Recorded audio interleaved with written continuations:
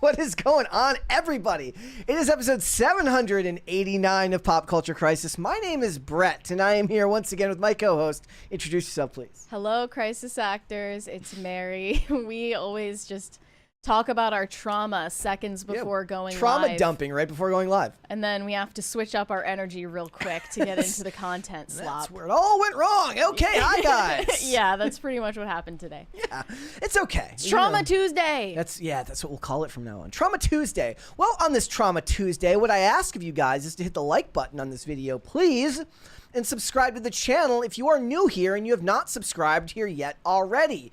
It is one of the best ways to help this channel grow, along with sharing the videos and the live streams out with people on your various social media platforms. The more people that you share the show with, the faster this channel can grow. And we did have, a bunch of new subscribers come in over the weekend and a little bit before. I think people really enjoyed, last week us making fun of Jaden Smith. Yeah, that video blew up, and I had a sixth sense that would happen.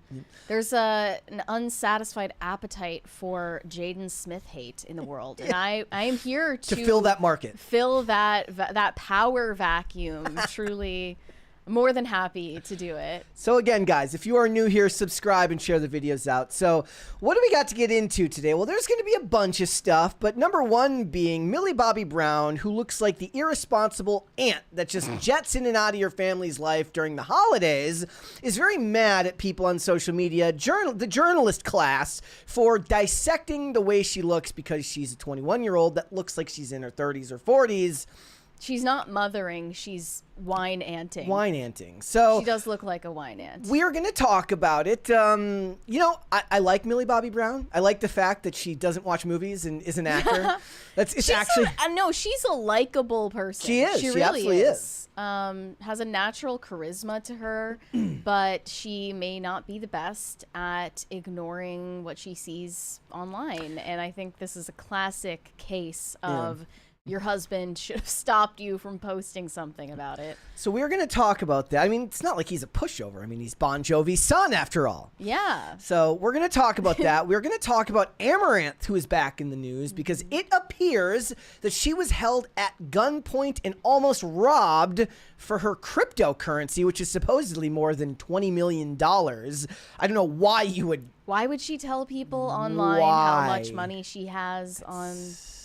like in crypto or at all? Unbelievably stupid. So we're going to talk about that. We're also going to talk about Tate McRae, because if you don't know who that is, that's okay. I didn't know who she was either until we started doing this podcast. We actually should have done a poll today asking you if you know who Tate McRae is. I'm more curious to see how many of you have heard of her or listened to her music before. I would bet that it's like close to zero. You will, though. I promise. This is like when we talked about Chapel Roan for the first time on this show. This is like...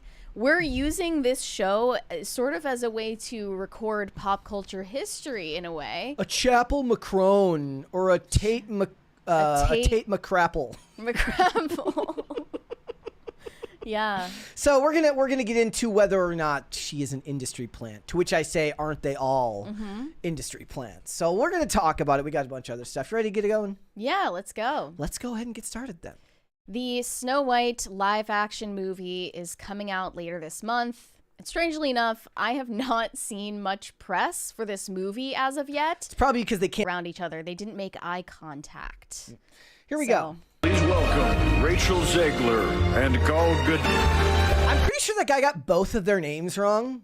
It sounded like he said Rachel Zegler and Gadot, like Gallstone Gadot. Gall is not how you say I wonder her if name. they called her Gallstone growing up. Gallstone Gadot. That was like with the bullies in the playground. More like Gadot. Are there playgrounds with bullies in Israel? I have no idea. Yeah, I'm sure. I'm sure that there are. But she definitely doesn't look like a Gallstone, and the other one doesn't look like a Zegler. She has this habit of making this face. Zegler does? Yes, it's like a smile frown. She does this. Yeah, if you were watching the show Lie to Me, that would be called a micro expression. That would be telling the truth of what you really feel. You're right. I see her do that all the time. She's doing it right there. Yeah. She takes like a big breath. She's like, Here we go. here we go. She's like, she's gonna talk now. I'm not gonna be able to understand anything she says. Visual effects push the boundaries of what we see on screen. Their work makes the impossible seem possible. They do this thing where they talk with their teeth showing. Like Well, they're that- just I- trying to smile, but it's a fake smile. It's a fake smile. With breathtaking ambition, they create magic that wraps its arms I love how around our Gal's face wildest is completely imagination. cut off in the It's video. probably from whoever clipped. Because she's so tall, though. No, it's probably from whoever clipped. Here are the nominees for Best Visual Effects. Yeah, they didn't look happy to be in the same room together. It was cold. It was dead in the water. Like, there was no chemistry going on between them as co-stars. That's what people took note of. What's gonna happen now, guys, is I'm calling on all of the journalists to finally do their job. You try to trap these people in horrible answers that ruin your movies all the time, and that gives us plenty of fodder to discuss on this channel. But what I want one of you to do when you're sitting down with Variety to do some puff piece about the movie, and they're both sitting there, you know, it's gonna have the poster behind them, Yeah. and I want you to ask your questions and then just sneak in one, just like, so like, what do you think about the IDF? Look, their best bet is actually to make them do the interviews together so that Rachel Zegler can't be alone in any of these rooms. So maybe Gal Gadot can be tasked with keeping Rachel Zegler on script. You would think so. But after all, the most infamous clips that Rachel Zegler is responsible for were featuring Gal Gadot as an accomplice to her actions, and they were both very excited about the fact that Snow White is feminist. Here are some of the responses, but apparently the though. song they came out to there was "Someday My Prince Will Come," Oh, really? which is just a slap in the face to Zegler. I didn't even realize. One response said, Gal Gadot is such a shitty actress that she can't even feign interest in an award presentation. That's the most basic thing an actor should be able to do. Another one said, I've noticed y'all love bashing a young up-and-coming actress, but not the active supporter of a genocide because she looks weird. Well, of course, how can you support a Snow White movie when there's a genocide going on in Gongo? I was going to say in the Congo. There's a When there's a genocide going on in Gaza and a femicide going on in the Congo, or we'll just call it Gongo for short. There's a... Both of them. Yeah, there's a fengicide going on in the Gongo, and it's just... We're so stupid. Rachel Zegler and Gal Gadot could never record a 2-hour podcast together, by the way. No, that's what they should do. And you know how like some of the big shows will do like the Talking Dead. Gongo. Like they have like the Talking Dead. Yeah. They should have like a 2-hour podcast that they're forced to perform after the Mystery premiere. Science Theater 3000 of Snow White together. Or they're forced to go on with Michael Rosenbaum for his podcast. Yeah. Whatever happened to the actor that plays Jonathan, the prince guy in the movie? Where is he? He's a stalker. Is he getting any work? Another one said, Gal Gadot is ugly inside out. Don't disrespect Rachel, who actually can act, and she's beautiful. You dumb Fs. Unfortunately, Gal Gadot's like sitting smile has more charisma than most of anything Rachel Zegler has ever done. The much superior dynamic between Snow White and the Evil Queen is, of course, Kristen Stewart and Charlize Theron, but Disney does not recognize that as canon, so no one's talking about that. Another one said, yeah, sure, in the new Snow White, the tall chick is supposed to be jealous of the short one's beauty. I just think that the comments about Rachel Zegler's looks are a little bit overkill. Like, she is a beautiful girl. I don't think that she has any problems in the looks department. Aid for the Gongo in the chat. There. Aid for the Gongo. Fists up. in solidarity with the gongo. Unfortunately, we canceled all that USAID money before we could send anything over there. But I might be willing to turn the money train, the money faucet back on for the gongo. There's a 20 Shane there. H. Wilder said to anyone watching with audio issues, refresh your streams and you'll be fine. YouTube shit the bed. I hope it's YouTube's fault. I didn't know there were audio issues. Are we good, guys? The audio mixer on my end says that we're good in recording, so we're fine. All right, I think we're good. So let's play a couple of Well, I'm willing to dunk on Rachel Zegler. Mm-hmm. Okay, I love dunking on Rachel Zegler. I have no problem with that, and I think that Gal Gadot is an extremely charismatic woman. But I'm not gonna pretend like she's Helen Mirren or some really she's no Glenn Close, she's no unbelievably talented actress, she's not even a Margot Robbie. No. Let's play a couple of examples so that you can these were all and to be fair, This is from the Snow White teaser. it's never good. Like so they've been doing this with Daredevil recently where they'll clip something out of where there's no audio and it's one small clip that has like a mistake in a fight scene and it loops. So it makes the whole thing look bad. But really, if you watch it in the context of like all of the fighting beforehand, all the fighting after, and all of the sound design, you only catch it if you've watched it more than one time. But if all you're watching is just the mistake on repeat. So what we're watching here is the mistakes on repeat. But it's not just that. It's the one line they decided to include in this 30-second teaser from Gal Gadot. And it's just not believable at all that she's the evil queen. I said enough. I said enough. Said enough. She has a problem with the word enough because then there was this absolute masterpiece from Death on the Nile, which we actually We were just reviewed making in fun the, of it, in the actually, early days of this channel. A chef and enough champagne to fill the Nile. A chef and enough champagne to fill the Nile. She like didn't throw the champagne at like a reflective point where she's halfway through and throws it. Normally you'd stop the line. No, she goes like a huge pause, like enough champagne, then flicks the champagne to fill the Nile. Like it's this really pregnant pause in between the line.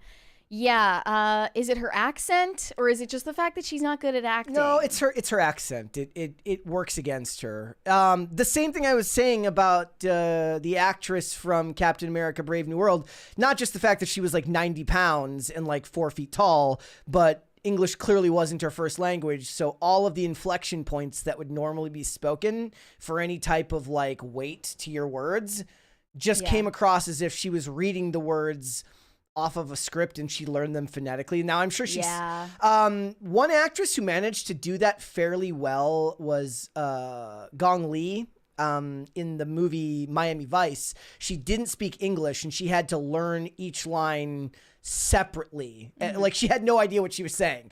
I guess she's like just assuming that whatever she's saying isn't like insane. the way Lee Jung-jae did for The Acolyte. But the thing is Gong Li is a really, really good actress. So even if the lines probably would have hit a little bit better with, if they got Lucy Liu to do it and it was somebody whose English was her first language, maybe the lines would have hit better. She was still such a fantastic actress that it still worked in that movie. Yeah. I think that even though Gal Gadot is fluent in English, she still sounds like she learned her lines phonetically. Yeah. Like she sounds like she's really good at memorizing the line and not delivering it. And if she can't even act well enough to pretend she likes her co-star at the Oscars for 30 seconds, this isn't a good sign for the performance of the movie either. No, it's not. Which now has even lower box office estimates than we first predicted here. Yeah, so it looks like it was originally going to open supposedly in the $65 to $85 million range, but box office tracking gets more accurate the closer it gets to release day, and that number has dropped as low as 48, as high as 58, but they're guessing, the Hollywood Reporter is estimating that it's going to hit about $53 million opening weekend. If you want some context for that, even the Little Mermaid live action remake made $95 million in its opening 3-day,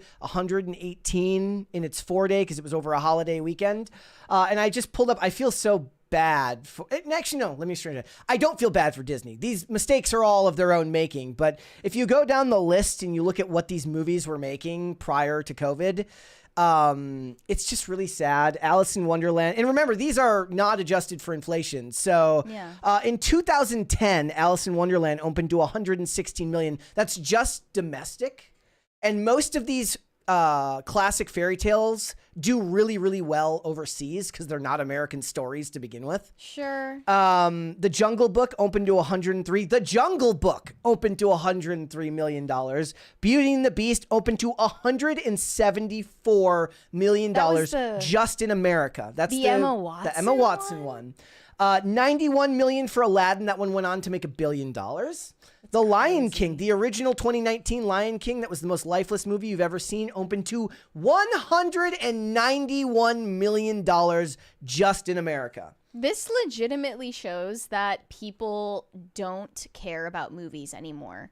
Not just that that's the vibe I'm getting, but in absolute numbers, people don't care to see what Hollywood is producing anymore. I'm writing off Cruella because it was May of 2021. So there was, look, I saw a guy double masked in a car the other day. So if I saw that in 2025, in May of 2021, it's Cruella. Nobody was asking for that movie to begin with. No. That opened to 21 million. That was a low point for Emma Stone. The Little Mermaid opened to 95 million. And then, of course, Mufasa opened to 85 million. That was just very recently. It's a downward trend, ladies and gentlemen. Yeah. It's a downward trend. They just don't have the guaranteed cachet anymore. Nope, they do not. And with all of the trouble going on in the Congo, who knows if they're going to make any money overseas this time. I mean, everyone is just glued to their TV screens waiting for the next update on what's going on in the Congo. So, you know, to be fair, when they were hired, if I went back and looked at it, what happened on October 7th had not happened yet. That's true. So they got sideswiped. That's true. They actually, if I'm not mistaken, filmed this movie for the majority of it in 2021 and 2022. Am I wrong? Yes. And they've already delayed it by a year after it's and then reshoots in 2023 finished. Or something like that. But yeah. So it's been a long time, and I think Rachel Zegler and Gal Gadot evidently don't want to be a part of each other's lives anymore. I'm sure that I like the idea that they both have like a calendar, like a counting down the date until they don't have to see each other anymore. Don't you think that it's weird they haven't been doing interviews together? Like, where are the interviews? We're less than a month out from the release of this movie. They'll be coming Where up in the is next the week. press? In the next week or so, they'll start doing that. I suppose that the embargo has not yet lifted. And they'll likely, I mean, I don't know when the embargo is going to be for this movie, but my guess is that it's going to be very close up until the time of release. Because they're scared. Yes. They don't want the critics to have a say in, whether people end up buying tickets, but yeah, it's too late. It's been too late for them. They wrote this one off years ago. Right. So, all right. Let's move on then. As Ariana Grande's appearance gets more and more disturbing, what is coming out of her mouth is not any less disturbing. And now an Oscars interview that she conducted with Variety is going viral all over my timeline because people believe it is evidence that Ariana Grande is a victim of brainwashing, hypnotization, or MK Ultra in Hollywood. Let's just view this in full context first off from Variety, and then we'll look at the way that it's been interpreted. This one first? Here, yes. Yeah. Okay. Talk about music. You told me you're not going on tour anytime soon. Eternal Sunshine, you've said the deluxe edition is in the can. What's the next step? What do we got? The next step is the next step. It means it must come out. It's been... Do you have a release date? You know what? They did the... Her eyes look like they're going to do that thing that happened to Katy Perry. Yeah. Where they got stuck. Brighter Days memory erasure treatment to me, so I'm having trouble remembering the details. They're foggy because at the Brighter Days clinic they do the memory erasure, If you could remember, struggle, tell me. Give me a date. Give me a date. I love when the interviewers get combative. I'll have to go back to the clinic and see if they can restore my memory. Is it going to be soon? Because the fans want to know, Ariana. So soon? So, Mark, you have to learn the language of my fans because soon means 10 days or less. I'm not allowed to use that word at this moment. So it's not less than 10 days. I'm not going to use that word today. I'll say that. I love you. You're so naughty. What are you doing? Because we want new music. So just give me a date. Give me a date. I won't tell anyone. I won't tell anyone. You know, just keep your eyes peeled. To your social media. No, Yes. just keep them peeled. That's all I'm saying. Let's. Okay. So she makes references to going through memory erasure at something called the Brighter Days Clinic. And now this has made its rounds everywhere, and the conspiracy TikTokers are having a field day with it. Before we look at that, we have a 20 from Pop Culture Junkie. A friend sent me some unpublished Snow White AMC advanced ticket numbers. Not exactly the fairest of them all. Yeah, it's not looking pretty for them. But you should give us as many scoops as possible. Okay, let's look at this this TikToker's interpretation of her comments. Here we go. Your treatment to me, so I'm having trouble remembering the details. They're foggy because at the Brighter Days Clinic they do the memory erasure, you know? So did Ariana Grande just admit that she's going to a clinic, some Hollywood celebrity clinic that erases her memories? I mean, that seems like concerning. The memory erasure, they erase my memories. It's a little foggy, but If you could remember, struggle, tell me. Give me a date. Give me a date. you know what? I'll have to go back to the clinic and see if they can restore my If you're memory. going to be soon. So I decided to do a quick deep dive into this clinic that she has been going to that's affecting her memory. I mean, I just can't imagine why you would want to go and erase these memories unless she's just like overstimulated, being worked to death. This seems like a standard celebrity clinic when you look at it, like on their website. They don't want to tell you too much, but you know how easily this becomes something like a cult, and we have a lot of that in California. Looking at their website, it seems like they focus a lot on mental health, but they also specialize in drug treatment and a bunch of other things. It looks like a very expensive place to go to. I just had no idea Ariana Grande was going and getting treatments there. Honestly, I just hope that she's okay because that was a bizarre response. I mean, you must admit it. Follow me for And more. we also have this tweet from Diana Wallace, notorious truth poster. Says, rumors are circulating that they're using MK Ultra treatment to silence Ariana Grande from speaking out about PDF files in Hollywood after she continued to tell a reporter they were erasing her memory, in which he kept dodging her questions and responses on the red carpet. So, I looked into this. The TikToker was right. There is a Brighter Days recovery clinic in Costa Mesa. However, there's no proof that Ariana Grande ever went there for any type of drug treatment, memory erasure, or mental health counseling. And it's a reference, in fact, to a music video of hers from last year for her album, Eternal Sunshine, which is, of course, a reference to the movie Eternal Sunshine of the Spotless Mind. In this music video, you can see she is signing a document at the beginning that says, "You have given extensive thought behind your decision and give Brighter Days Inc. the exclusive permission to remove this person completely from your memory." And then the gag of her music video is that they're doing basically hypnotism on her to erase her ex-boyfriend from her memories. And one of her fans said, "I hate to burst your bubble, but she made a music video called We Can't Be Friends. It's the epicenter of her last album. The music video depicts her trading in her memories with her ex and gets memory zapped. It is a reference to her last album." Should have played that at the end of Spider-Man No Way Home when Doctor Strange erases MJ and... I will grant this to the conspiracy TikTokers, though.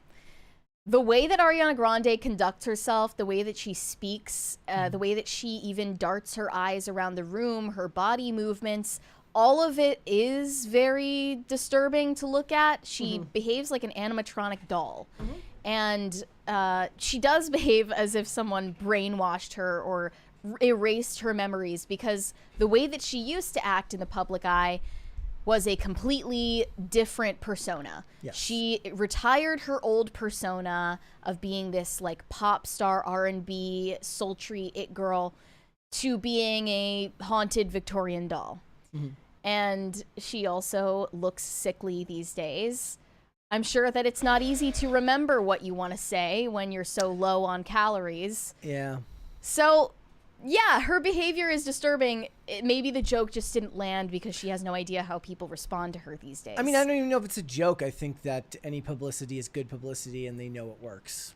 Do you think she's trying to put the conspiracy stuff out there, like a breadcrumb trail? I think that it was a wink nod to the interviewer in the statement, and then it just got taken out of context by a bunch of people who didn't actually look into the history with the... I mean, that's the thing, though. People have to be first on social media, so they grab the clip, and then they immediately react to it. And whatever your area of focus is, you can extrapolate to that. So if you're on conspiracy TikTok or conspiracy Twitter, you're going to immediately read into it what it may or may not be. Well, you won't believe. If you look at the music video for We Can't Be Friends, you'll see that throughout the music video, Ariana Grande has a painted circle around her left eye. I did just see which is traditionally thought of as a reference to the so-called Illuminati cult in Hollywood. I did just see some like famous stage actress had a bad black eye. It was like fell down the stairs. I'm like, how do all of these people fall down the stairs and only damage one eye? Seems to happen quite often, doesn't it? To politicians, celebrities, public figures of all kinds. And I personally am on the side of the conspiracy theorists. I like feel a kinship with them because I grew up reading all of these obscure blogs about the Illuminati in Hollywood and cults and Satanism in Hollywood. Websites like The Vigilant Citizen, anyone. When I was like 12 years old, I was like reading about this stuff and the symbolism of like the one eye and the triangles and everything. And regardless of any of it being true or false, that's how I feel. I feel like there's something to it. Also, artists love it because it makes for great visual imagery, which is one of the reasons why they tend to follow hand in hand. And yeah, for what it's worth, Ariana Grande actually is silenced about predators in Hollywood because she is a former Nickelodeon star. Yes. And has made it a very public decision not to talk about her experiences at Nickelodeon and leave that up to other people. She, after the Quiet on Set documentary came out, was asked about her experiences at Nickelodeon and her experiences working very closely with Dan Schneider, and decidedly remained silent about that time of her life. Mostly just saying some empty platitudes about how child stars should have mandated therapy on set. Yeah. I also wanted to mention something that's going viral simultaneously about Ariana Grande.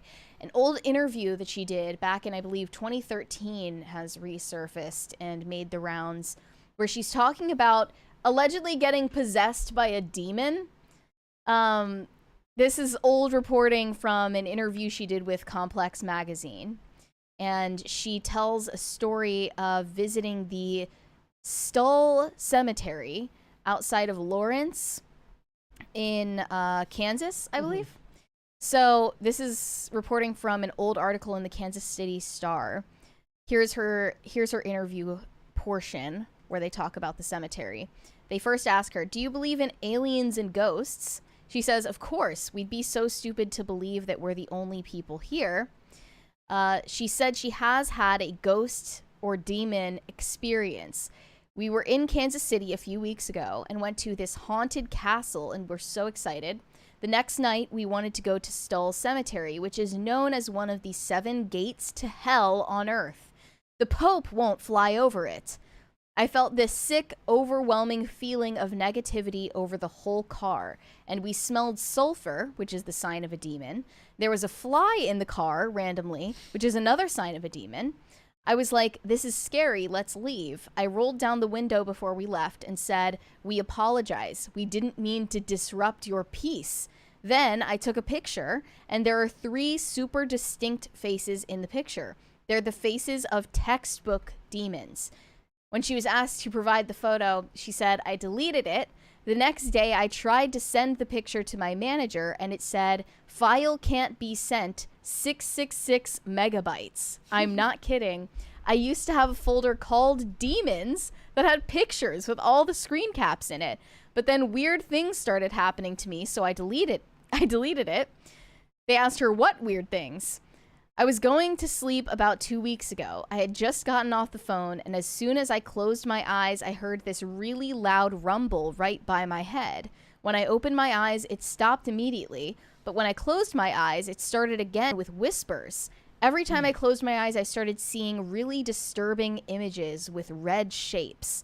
Then I opened my eyes and got back on the phone and was like, I'm really scared and I don't want to go to bed tonight.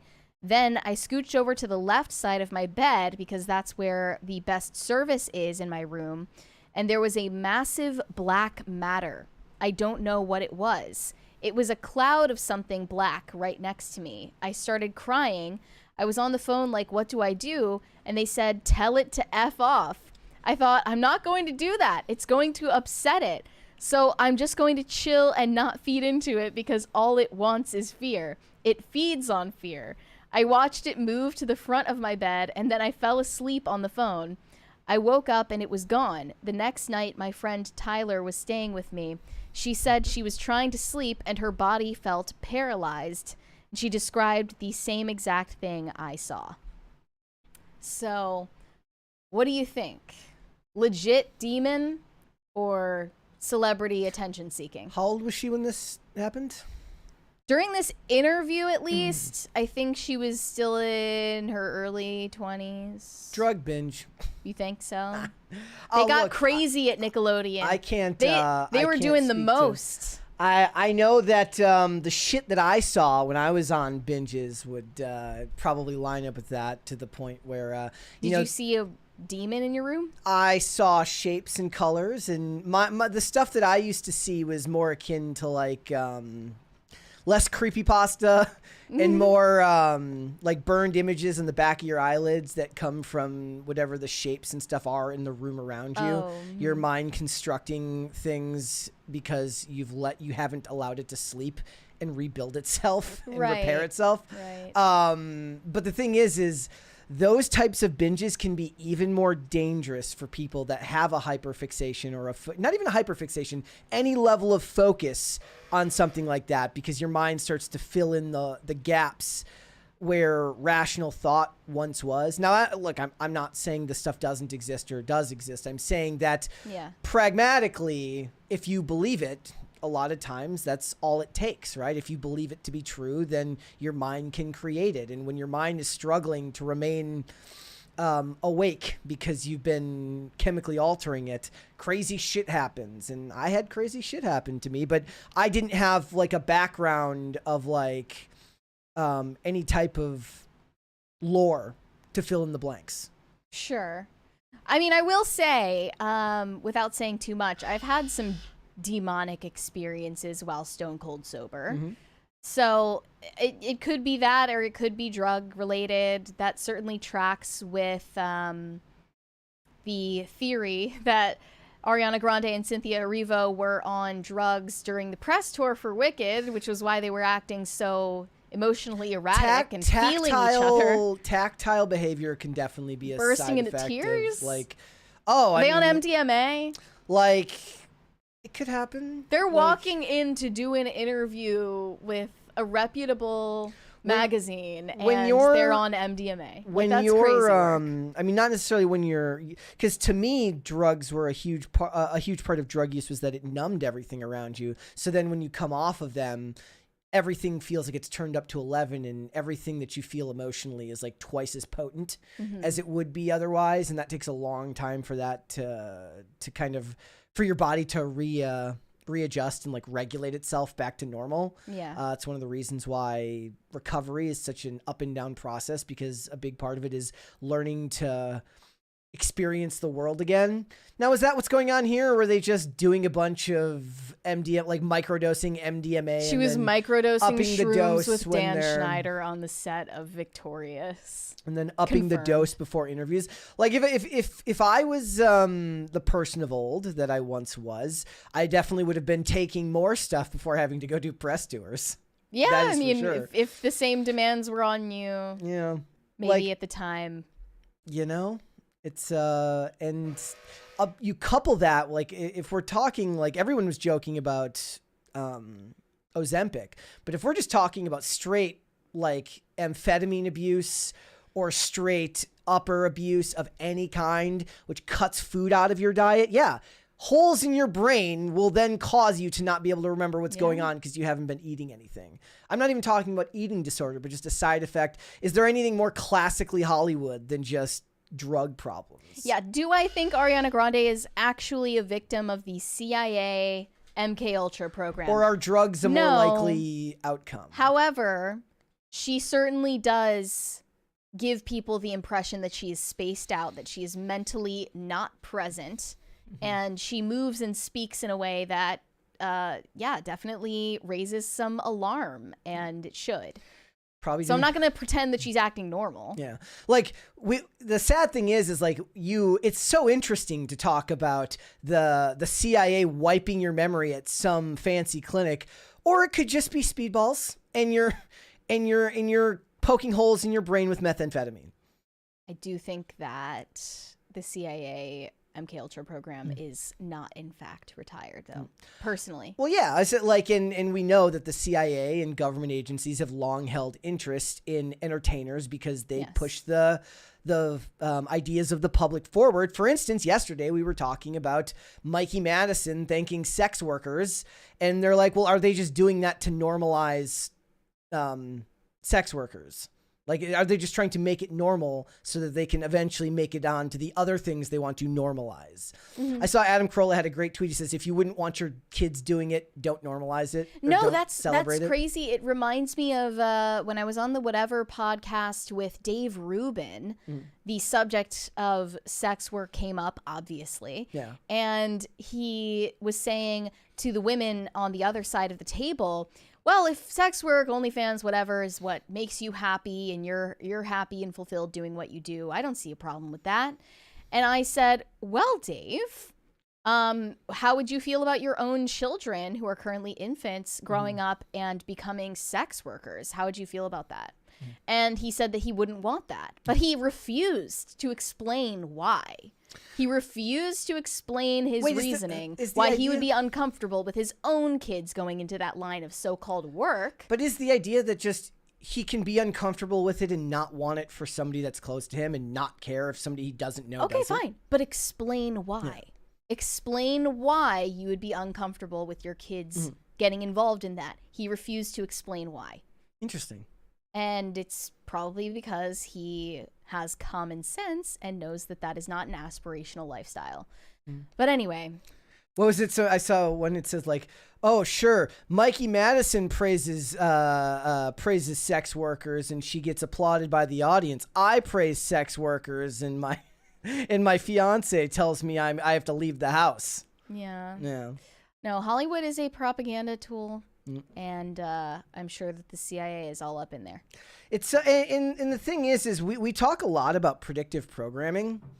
Sometimes it's just that they're ahead of the curve, and sometimes it's that they want things to go a certain way. Definitely. Yeah. There's right. some mix between the two of them. All right, what would you like to see first? Cringe or cute of the day? One thing that's funny is like we never ended up talking about it, but we had a whole list of like CIA getting involved with Hollywood productions. Yeah. We never did anything with it. Like, oh no, we're still toying with that. I still have all of that. We had in my back pocket. Like there's extensive lists of all of the productions that were in contact with the CIA, and they're like, look, if you want our help making this seem authentic, then you might need to put forth some storylines that we appreciate. And fork over the scripts, and we'll fork over the money. Yep. Exactly. All right.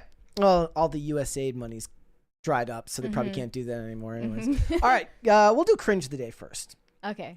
Guys, I would like you to let us know whether we have watched this one yet. Well, already. we actually have 2 cringes. Well, just in case. let us know whether this one has been played before.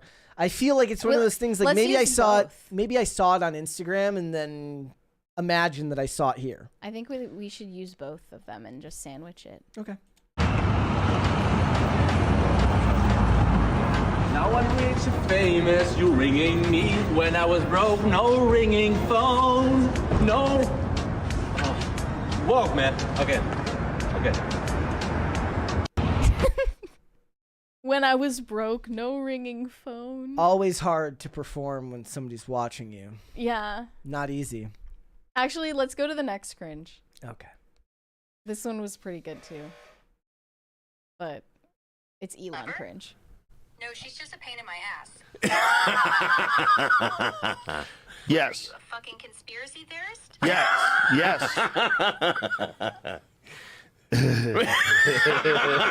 What are you doing? What do I like? I'm a fucking AI with a penchant for chaos. And I'm stuck talking to you, weirdo. Now, what's next? I'm the life of the party, you little shit. If I were on TikTok, lever? No, she's just a pain in my ass. I can't. I mean, I have no idea what's going on. He's playing an AI Siri that's cursing. Okay, that's so funny. That's the thing. It's like, legalized comedy? Is this the comedy that we're legalizing? To be fair, he wasn't laughing. He was kind of like, huh? No, Rogan wasn't. No, that's what I'm saying. Like Rogan wasn't like laughing at it. All right, let's do cute of the day. Palate cleanser. This one's from Roger. It says Nala loves nothing better than to play fetch for hours. Look at the hot in the puppy's face. It's like out of breath. Very cute. It's a very cute dog. Big smile. One more. This one's from Chops. My now wife womansplained both Civil War comic runs to me while having a bull terrier named Thanos. That's awesome. Wait, what is womansplaining? Is there an official? Is that like mansplaining but for women? Yeah, but what does it mean? Because if you don't know what mansplaining is, it's when a man explains something to you. It's actually not that though. Let me womansplain mansplaining to you. Yeah. Well, you did have to womansplain ick to me. No, it's only considered mansplaining if you're explaining something if it's a man explaining something to a woman that she already understands. If he's just explaining something generally that she doesn't know about, then it's just explaining. Yeah.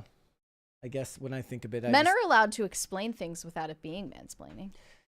What about manspreading? That's always manspreading. Yeah. Okay. There's simply no excuse to for sit with your legs open. Manspreading on public transportation. Men, you should take up evil. as much space as possible to make sure that they have to stand. They asked for this. It's the true alpha move. Yeah. Like the real alpha move is to make sure that they have to stand because this is what they wanted. All right. Let's move on then, shall we? Let's get started. Millie Bobby Brown has simply had enough of journalists and social media users making comments about her appearance and her body, and truly the fact that she looks a lot older than her age. She is 21. There have been a lot of new photos coming out of her on red carpets where she looks far older than 21. Here's an example. Not saying it to be mean. I'm actually making a statement of fact that a lot of people have been taking notice. Millie Bobby Brown looks at least a decade older than her real age, if not more. I don't know why that is. If it's genetics, is it makeup, is it editing, is it lighting, is it the hair, is it the wardrobe? Maybe it's all a combination of the above. But now Millie Bobby Brown has noticed this discourse rising up online about her, and she has decided to officially respond to it on an Instagram video. And I just want to read the caption before we watch it. She said, "I want to take a moment to address something that I think is bigger than just me, something that affects every young woman who grows up under public scrutiny. It's necessary to speak up about this. I started in this industry when I was 10 years old. I grew up in front of the world, and for some reason, people can't seem to grow with me. Instead, they act like I'm supposed to stay frozen in time, like I should still look the way I did on Stranger Things Season 1. And because I don't, I'm now a target. Let's talk about the articles, the headlines, the people who are so desperate to tear young women down. And here she goes down a list calling out individual journalists who I'm sure are going to get dragged through the mud. Why are Gen Zers like Millie Bobby Brown aging so badly? By Lydia Hawken. What has Millie Bobby Brown done to her face? By John Eli. Millie Bobby Brown mistaken for someone's mom as she guides younger sister through LA by Cassie Carpenter. Little Britain's Matt Lucas takes savage swipe at Millie Bobby Brown's new mommy makeover look. Amplifying an insult rather than questioning why a grown man is mocking a young woman's appearance. This isn't journalism, this is bullying. The fact that adult writers are spending their time dissecting my face, my body, my choices is disturbing. The fact that some of these articles are written by women is even worse. I love this complete fantasy world that women in Hollywood live in, where all women get along and are all nice to each other. That's maybe the biggest lie that Hollywood and feminism has ever taught you, is that women unabashedly love each other no matter what and aren't competitive with one another and don't try to sabotage one another. See, the difference between men and women in that respect is because it's more inherent to men's actual characteristics, because competition among men is biology, right? It's a different type of competition between men and women. They've created this fiction where women are more highly evolved than men and just want to help each other, which is built off the idea about community building that women actually do participate in, but it's not the same thing when you're competing with other women for resources. It's a lie. I feel bad for the women who ended up believing that lie, because it only does them a disservice to live in this fantasy world. We have a 20 from the Manic Mustache. Late as usual, but apropos to demonic possession, 20 years ago I was on a 9-day Adderall bender. I fought my sofa and put my coffee table into the barbecue to converse with the creatures that were residing. Stay toxic, my friends. Yeah, bro. I've turned on faucets and was pretty sure they were telling me something. Wait, are you kidding? I'm not kidding. You thought that the faucet was talking to you? I mean, I thought the faucet was saying something. I don't know if it was talking to me, but I've been there. Okay. Well, let's not split hairs. No. She continues, we always talk about supporting and uplifting young women, but when the time comes, it seems easier to tear them down for clicks. Disillusioned people can't handle seeing a girl become a woman on her terms, not theirs. I refuse to apologize for growing up. I refuse to make myself smaller to fit the unrealistic expectations of people who can't handle seeing a girl become a woman. I will not be shamed for how I look, how I dress, or how I present myself.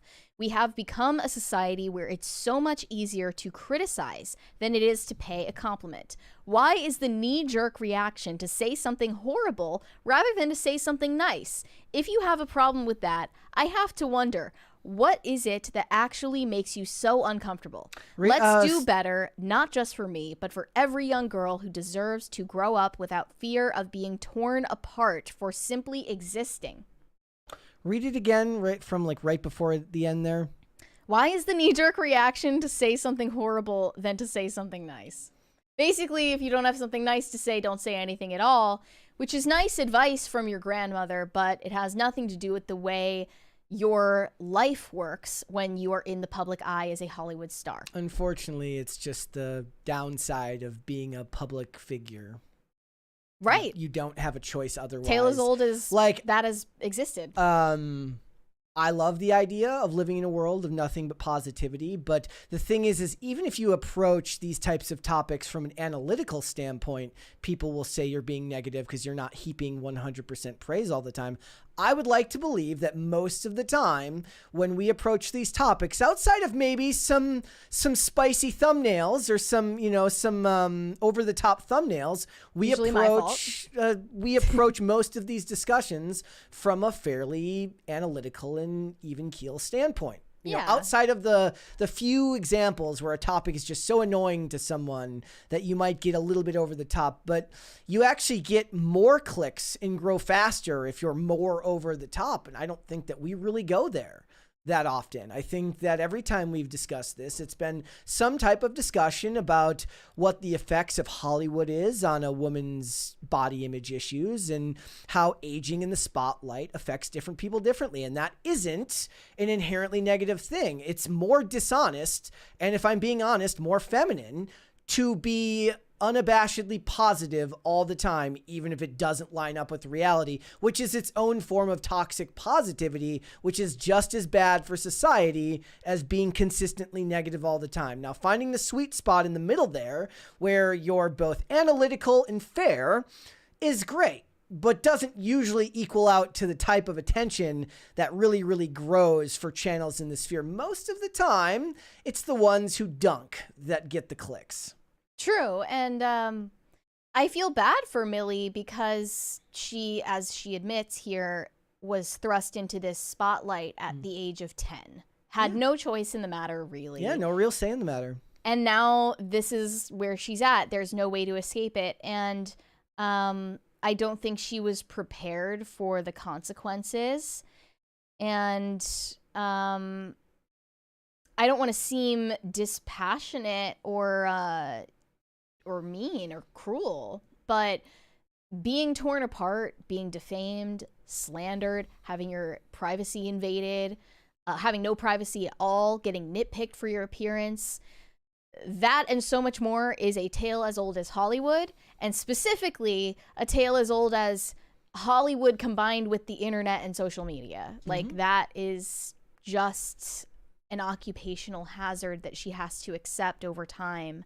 Or she can retreat from the public eye entirely and probably live very comfortably on all of the money she has made from her Netflix contract and her beauty brand.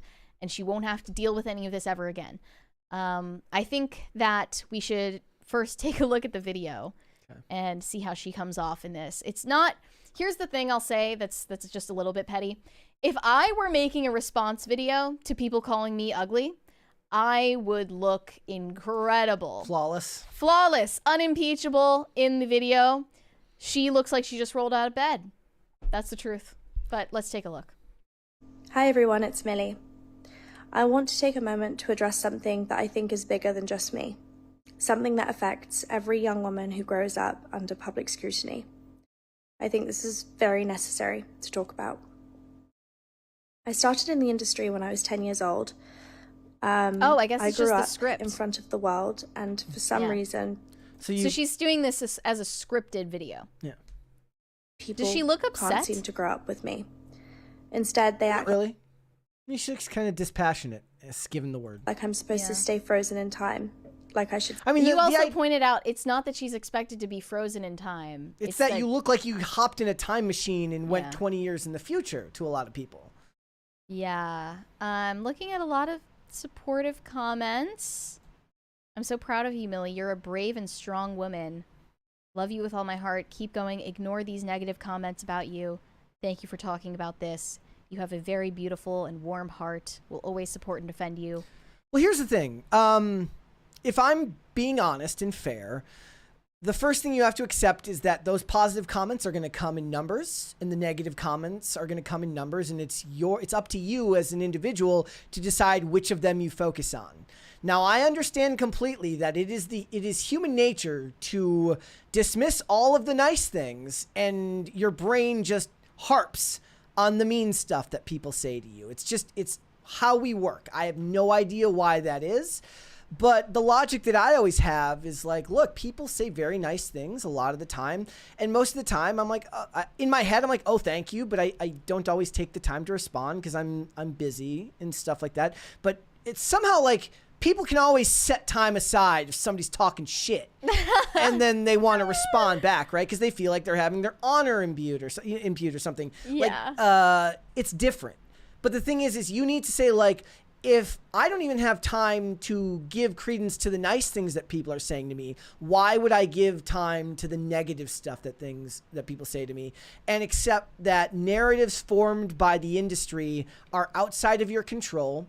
It is maybe one of the most utopian thought processes that comes out of Hollywood is women thinking that they can decide how their image and body is going to be discussed. I suppose in the same way that power is discussed with men.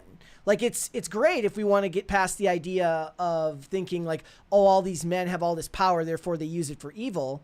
You know, we could talk all day about changing demographics of executives in Hollywood and all of these things, but at the end of the day, you can't change it. It is what it is. It's your job to just do what you can to accept what is coming at you, because this is the industry you've chosen to work in. Yeah, that's the nice way of saying it.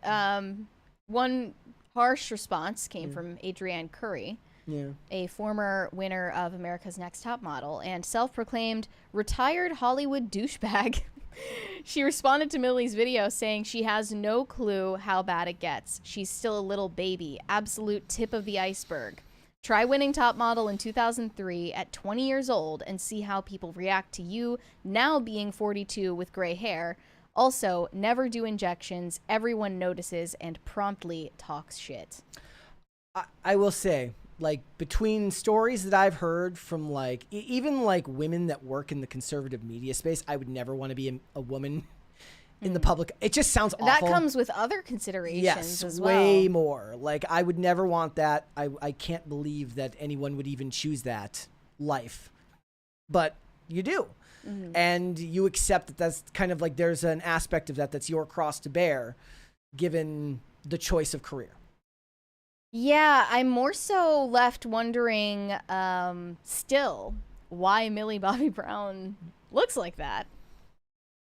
I have no idea. Like, it's not bad when people notice very obvious things. Yeah. It's not, I mean, they can say it in a mean way, but you're on a red carpet. I mean, I guess I look at this and I don't see anything like... That's a still from a movie. Yeah, that's from Electric State. She doesn't look like that in real life. No. Weirdly enough. She does not look like that in real life. Looks very different. Yep. Do you think that she's getting work done? If she is, that's really sad. You would she's know only more 21. About that than me. I have no idea. To me, I look From at what it. I can tell she's not. Yeah. I don't know. I know that I wouldn't want to be a woman working in that industry. And you need to not explain yourself and just have a glow up. That's the best move. Don't say anything. Have a glow up. Continue living your life. Don't address it.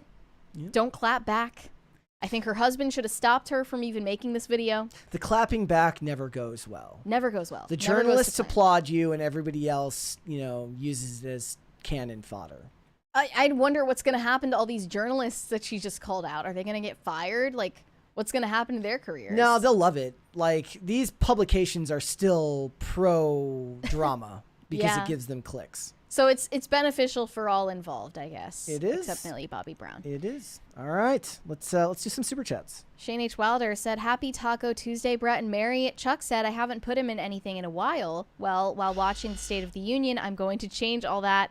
Homie done effed up. LOL." Yeah, he didn't know what he was asking for when he mentioned that. DC&C said, "Prayers for the Gongo." Prayer up for the Gongo. Seriously, they're going through it right now, I heard.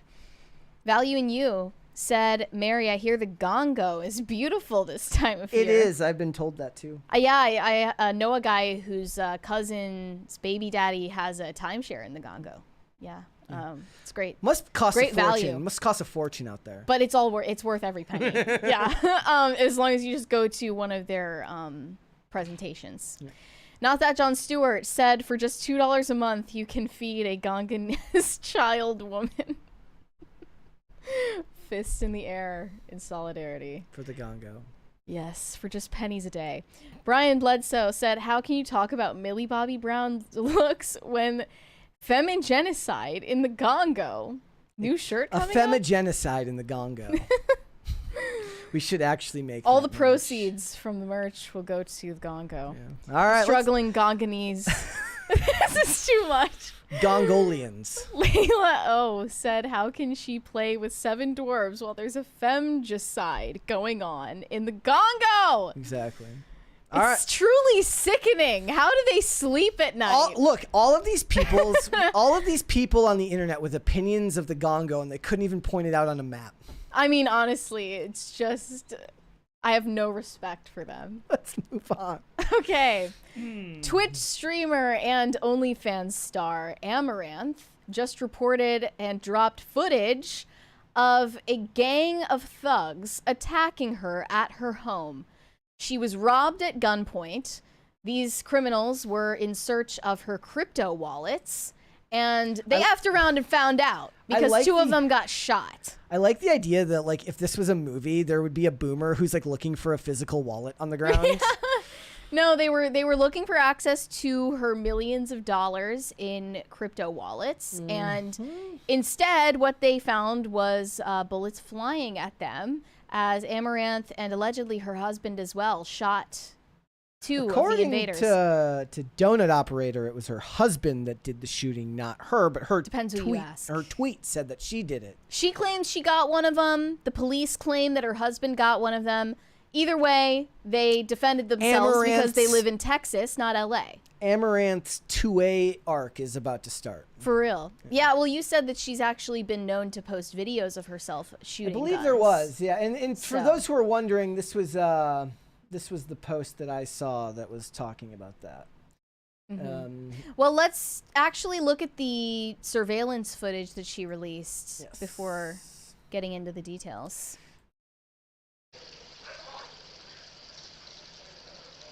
So here they come over here. She's running away. It's in here. It's in here. I'm still coming. Come on. Go, go, go, go.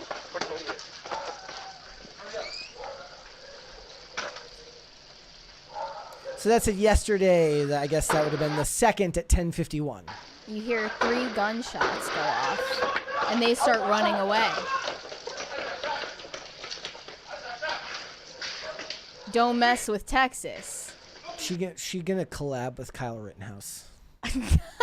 Yeah, I mean, the possibilities are endless. Yes. Brand deal, maybe. Oh, yeah. If we could get her... Black Rifle like coffee. A Black Rifle coffee and a SIG brand deal, that would be great. Incredible.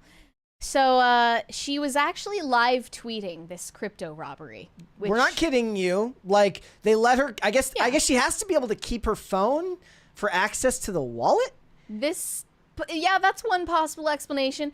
I don't think that she just outright staged this because police are corroborating that a criminal incident occurred. I don't think she made this all up. But she was live tweeting, and it doesn't lend itself to the gravity of the situation. She said, "I'm being robbed at gunpoint." This is from March 2nd, close to midnight on March 2nd. "I believe I shot one of them. They wanted crypto is what they were yelling. They pulled me out of bed. This was a home invasion. SWAT here now. I'm safe.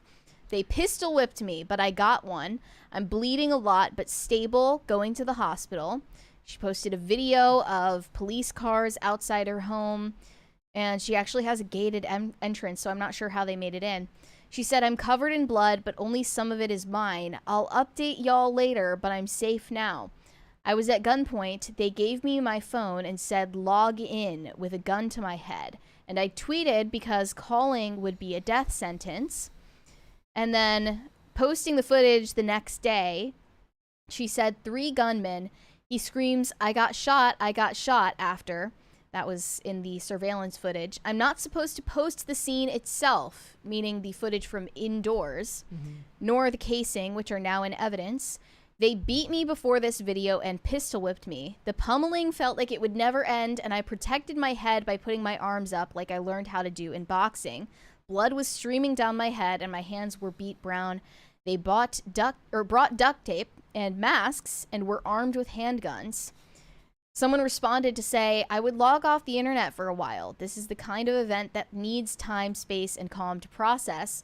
You did good, though. When it came to fight or flight, you fought. Good work." Amouranth said, "Truth be told, I don't know if I'll ever be back." She's considering quitting her streaming career, her OnlyFans stardom. She's going to start as a wearing result of this incident. shirts that say better to be judged by 12 than carried by 6. Yeah. Well, I mean, I say, like, good for her for defending herself. Yeah, oh, absolutely. That's So allegedly what she planned to do wasn't just surrender the money to them. She was bringing them to this other building on her property where her guns were. Yeah. Telling them, "Oh, this is where my crypto wallet information is." Yeah. And they followed her like idiots, and they fafoed. Bragging about having $20 million in crypto is insane. That was her first mistake. Yeah. You don't talk about how much money you have in general, let alone how much Bitcoin or whatever crypto you have. It's like the online. mopes who win a bunch of money at the casino and then they get followed home, unfortunately. Yeah, you don't tell people. You don't flash that much cash. Don't tell people that you won the lottery, etc.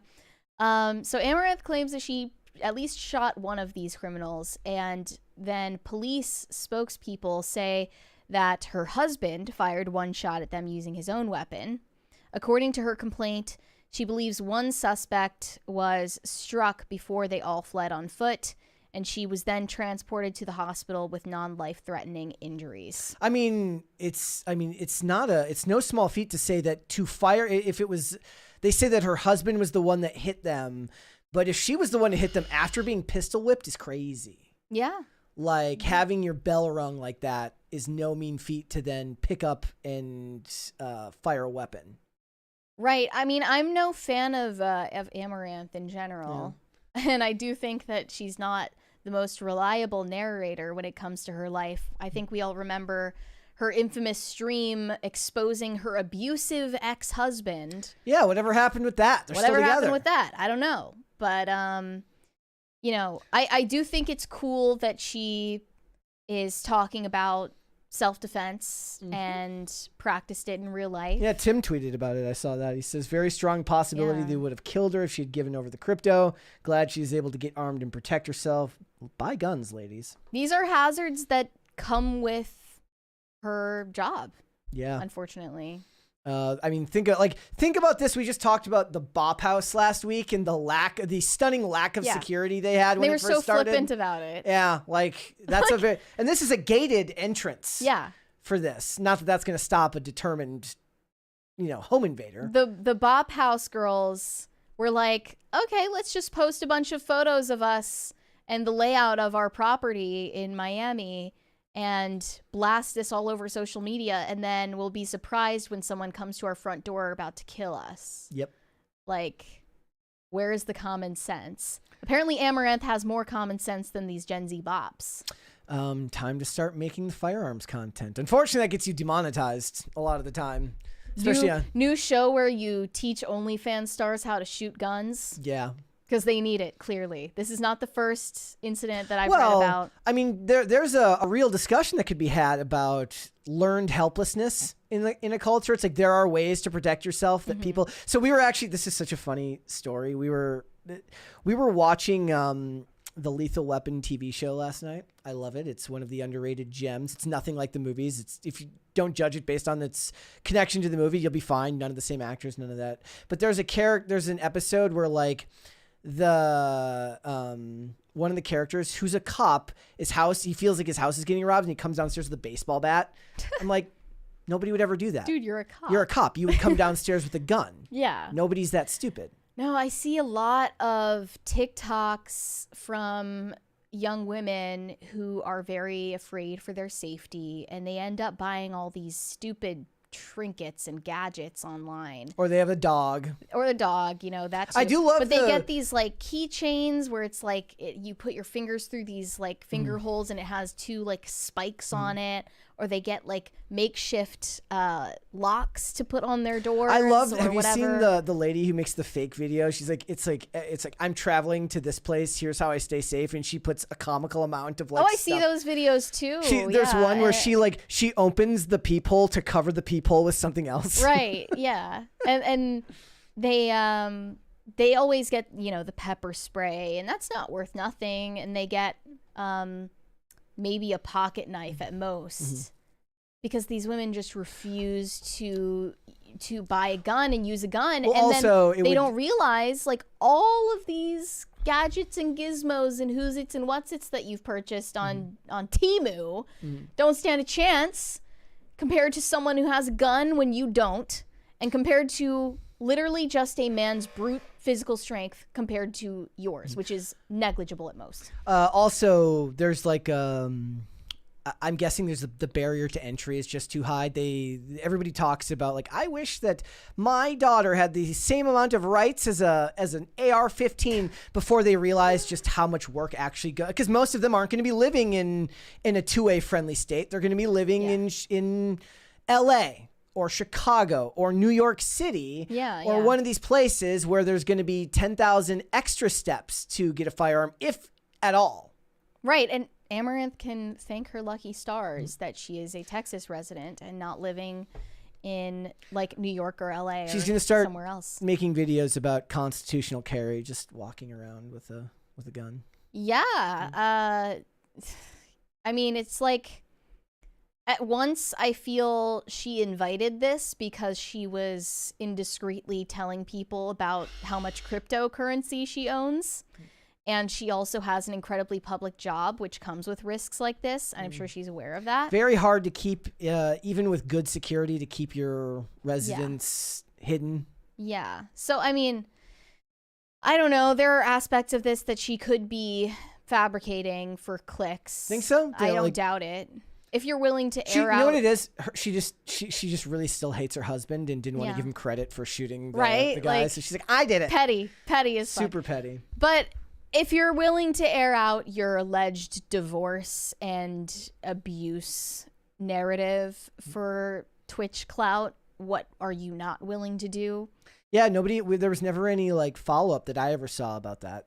No, I have no idea what happened with that. But that. still, good for her for defending herself and getting out of that situation, because it could have been a whole lot worse. The whole crypto world is getting scarier, I feel. In what way? Oh, I mean, just with all the rug pulls and meme coins.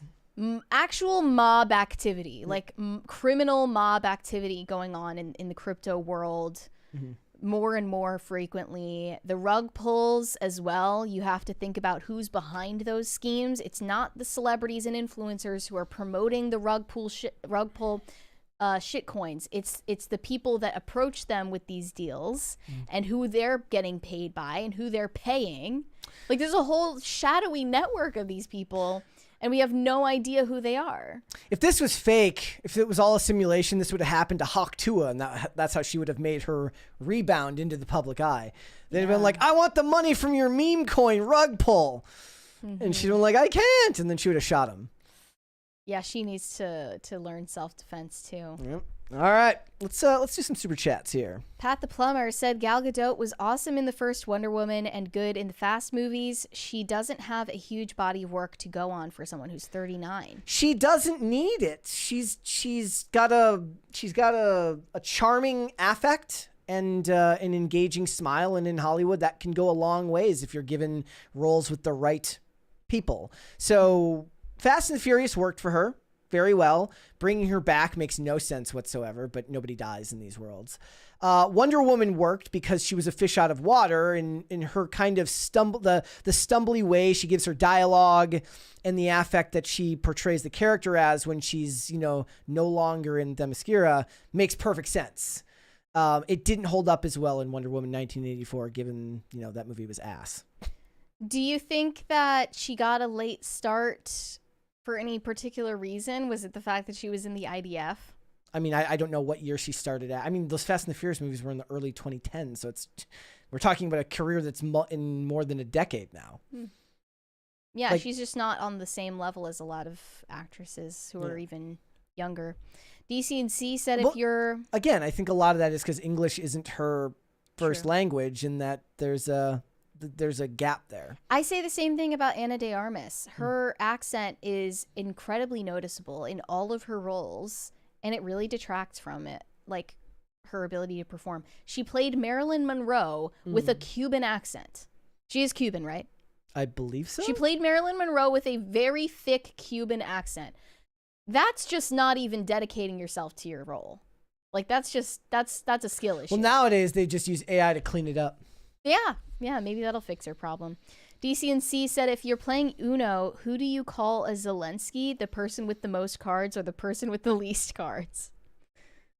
I mean, I don't know how you can care about what's going on in Ukraine when there's a femigenocide going on in the Congo. Yeah, seriously. That's where our taxpayer dollars should be going, is the Congo.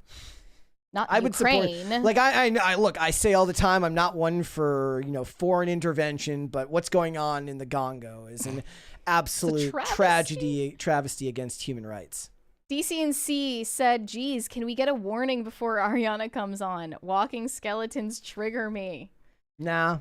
Can't do that, bro. It's not improving for her, it seems. Yep. Kenneth Hart said, when Mary said the Emma Watson movie, it was spoken with the tone expressed when one steps on a Lego in the middle of the night. I was horrified. She was not good in that.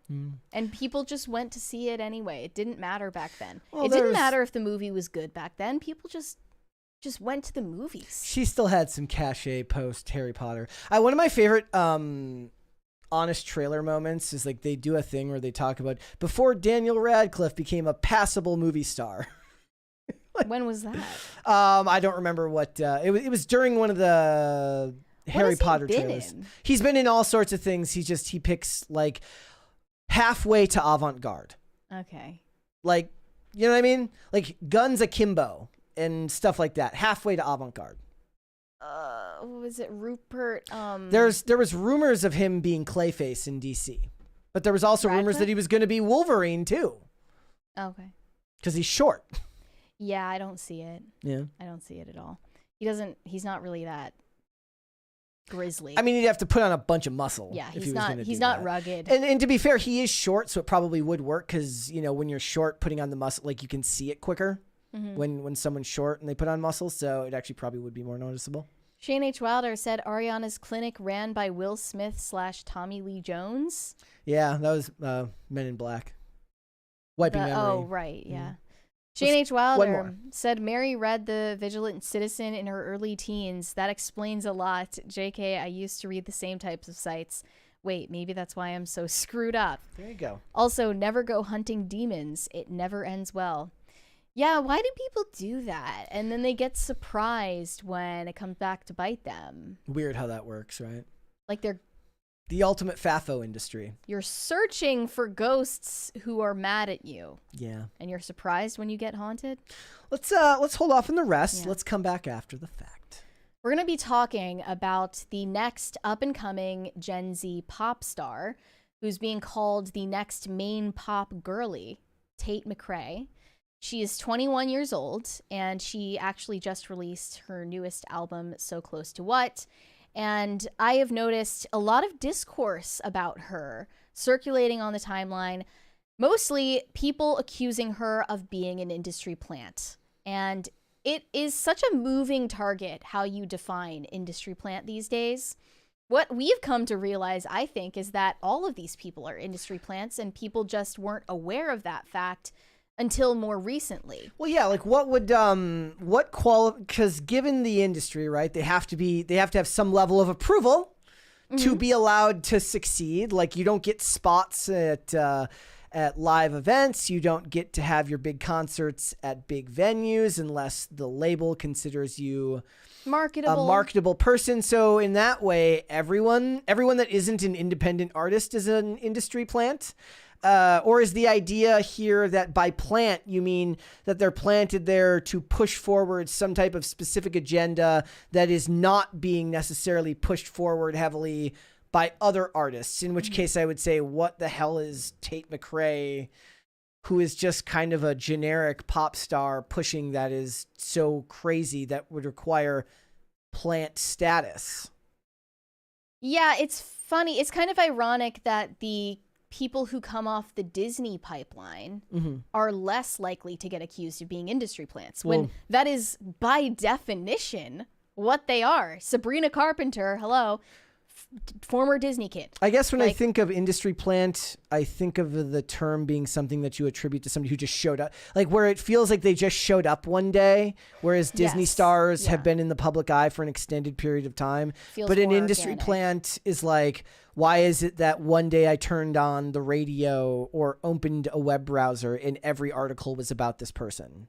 Yeah, we've talked about this in regard to Chappell Roan. For my own sanity, I have written down a list of, I think, all of the Gen Z pop stars that are considered industry plants? Not who are considered industry plants, but all of them have been accused of being an industry plant. And they are all the supposed successors to the millennial pop stars who are like, I guess you would list like Katy Perry, Ariana Grande, Taylor Swift, Rihanna. There was Lady Gaga. I mean, in my eyes, no one can compare to those women. But did you see the thing? It was like Katy Perry was asked like an opinion on Lady Gaga recently. What'd she say? I don't even remember what it was about. And somebody said, why is 2009 talking to 2008 when it's 2025?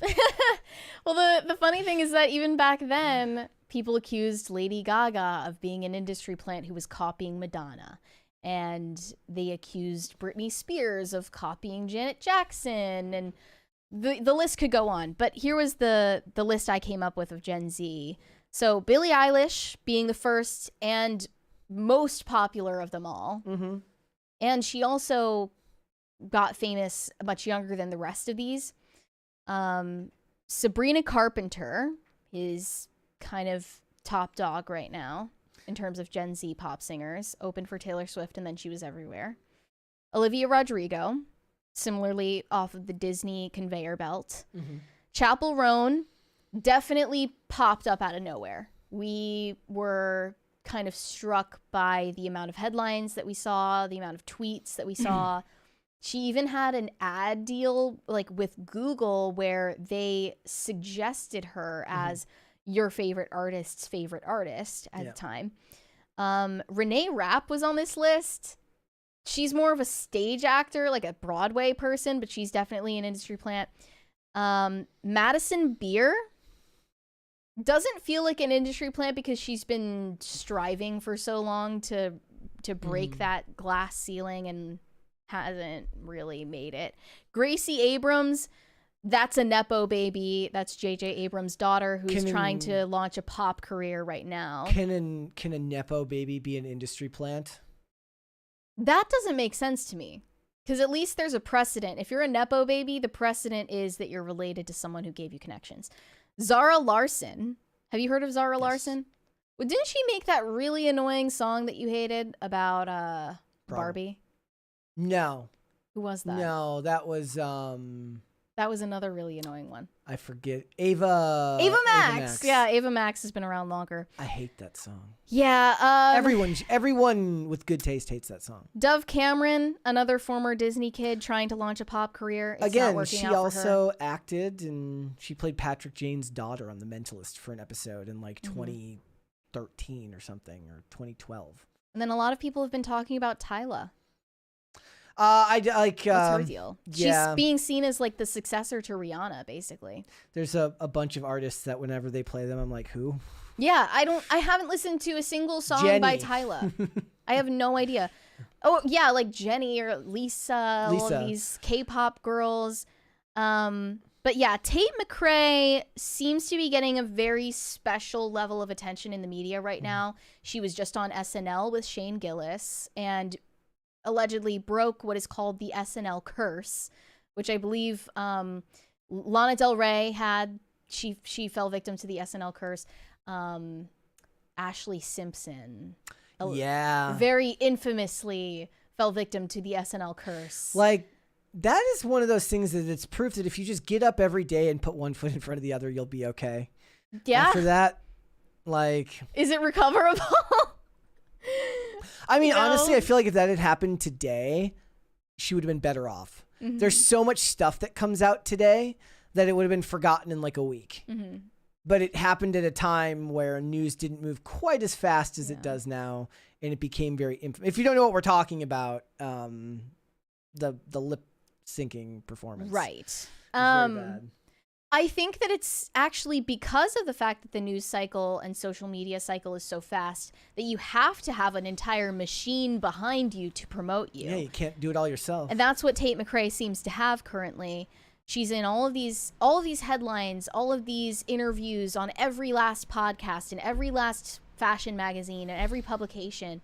And some people say she's deserving of the success she's found because she's not just good at singing, but she's proof that you ought to be multi-talented and you ought to be a dancer. I mean, that used to be true. Like anyways. Britney Spears. That was true of a lot of pop artists. Like, a lot of them are multi-instrumental and have a good sense of music, but to make pop music, it ends up getting distilled down to kind of the fast food of music. It's poppy, it's catchy, it's easy to consume, but most of the time they come from deeper background than just somebody who only makes pop music. The idea is that all of these people are going to get replaced by AI in no time. anyway, but I don't believe that because it's really important to people to feel personally connected. Yeah, like, I mean, we may be talking a different story way down the line when we're so many generations through that, you know, those few people now that the ones that follow the AI influencers, but that's done out of novelty now.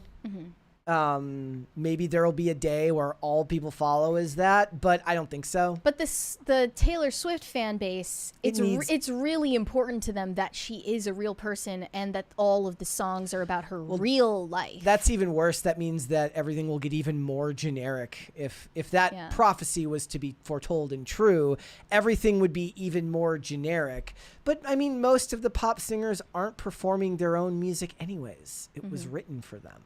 I want to show this video of Tate McRae from her recent music video. It's from like behind the scenes. A lot of people thought this was edited, but she actually is like kind of an acrobat.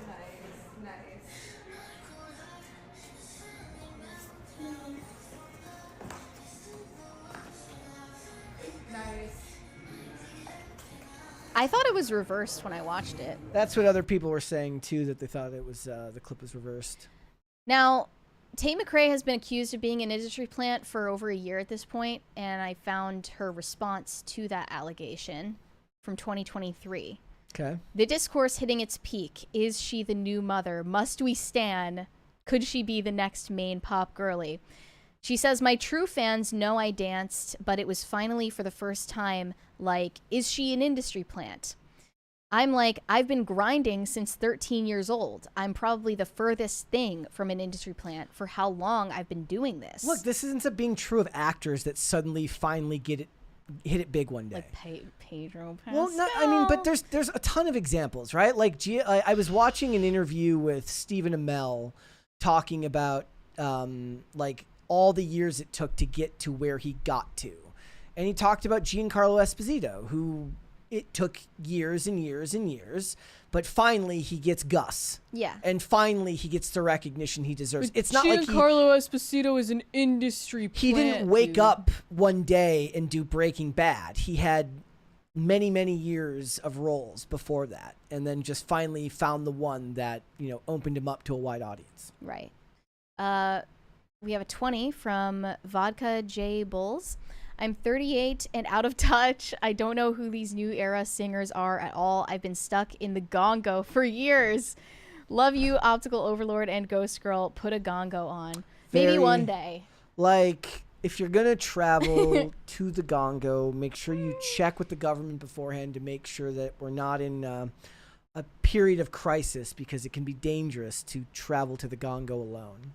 Yeah, I think that put a gongo on. Maybe we'll zoom from the gongo into the show. Are there warlords in the gongo? Thank you.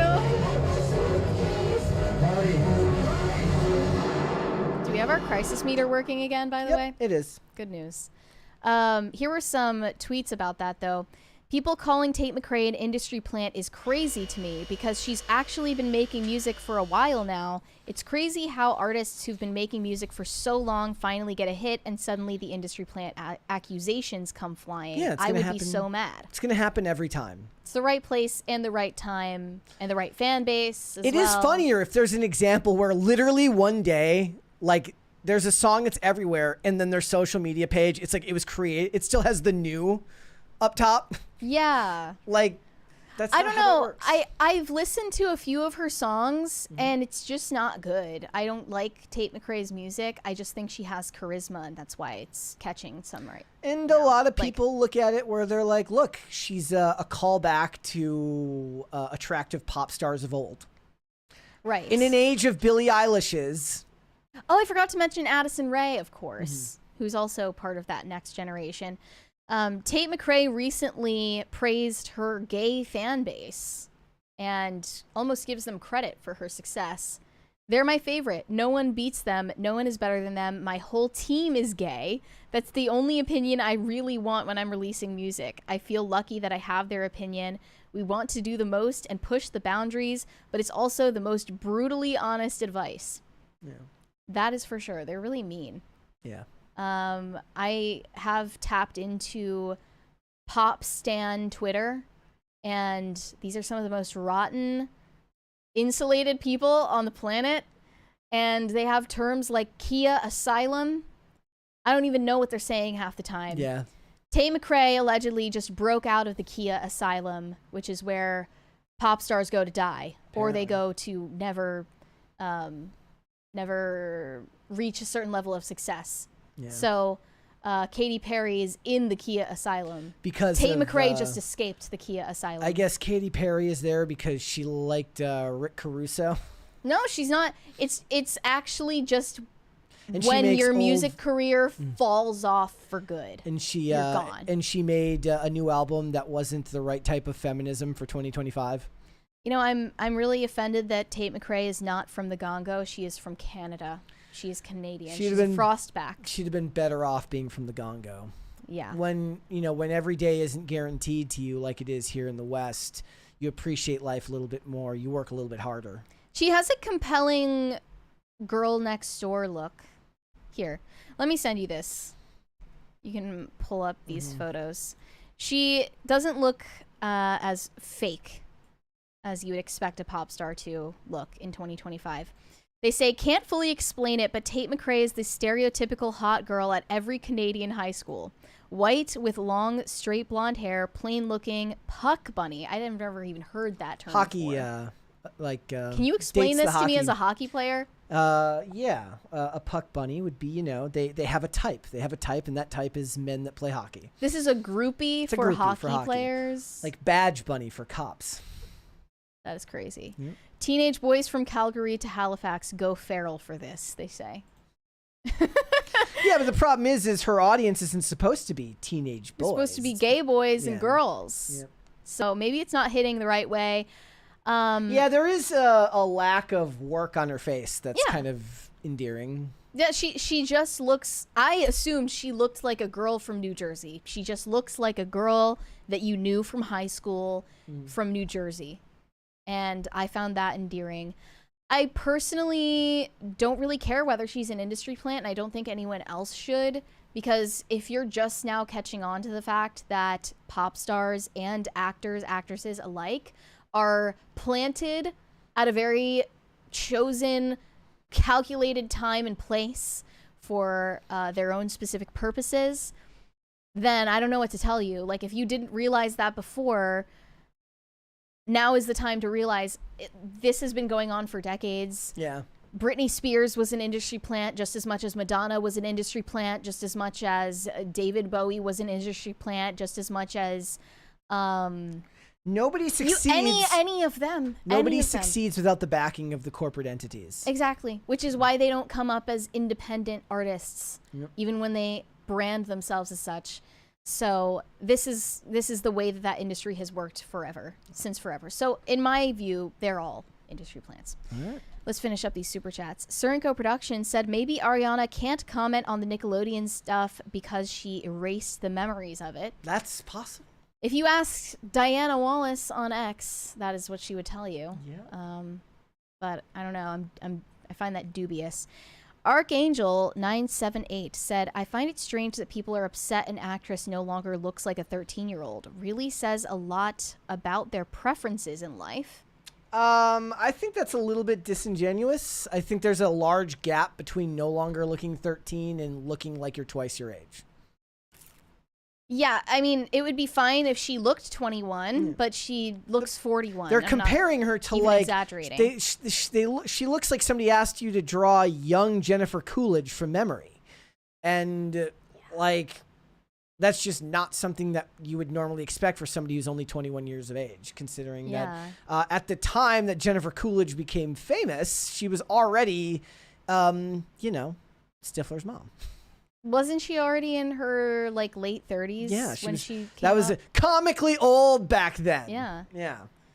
Yeah. So I mean, I don't think that it's saying anything about sexual preferences, because we've talked about Millie Bobby Brown allegedly looking too young before. She posted a photo of herself last year, and a bunch of men were like thirsting over it.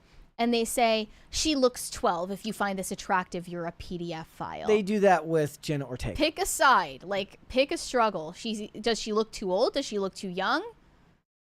They do the same thing with Jenna Ortega. There's always just like something to complain about. It's crazy how easy it is for people to get angry about something. Terrence Rice said Unga Boonga in the Ganga manga. We need justice for the Gongo merch. I don't know what that means. Justice for Gongo. Justice for the Gongo. Peace in the Gongo. Free Gongo. Freedom for Gongo. DCNC said Millie looks like Stifler's mom. DCNC, does Millie partake in the Zins? Watch out, Mary. Could Zins be the culprit behind her rapid aging? She's aging fast. I want to know.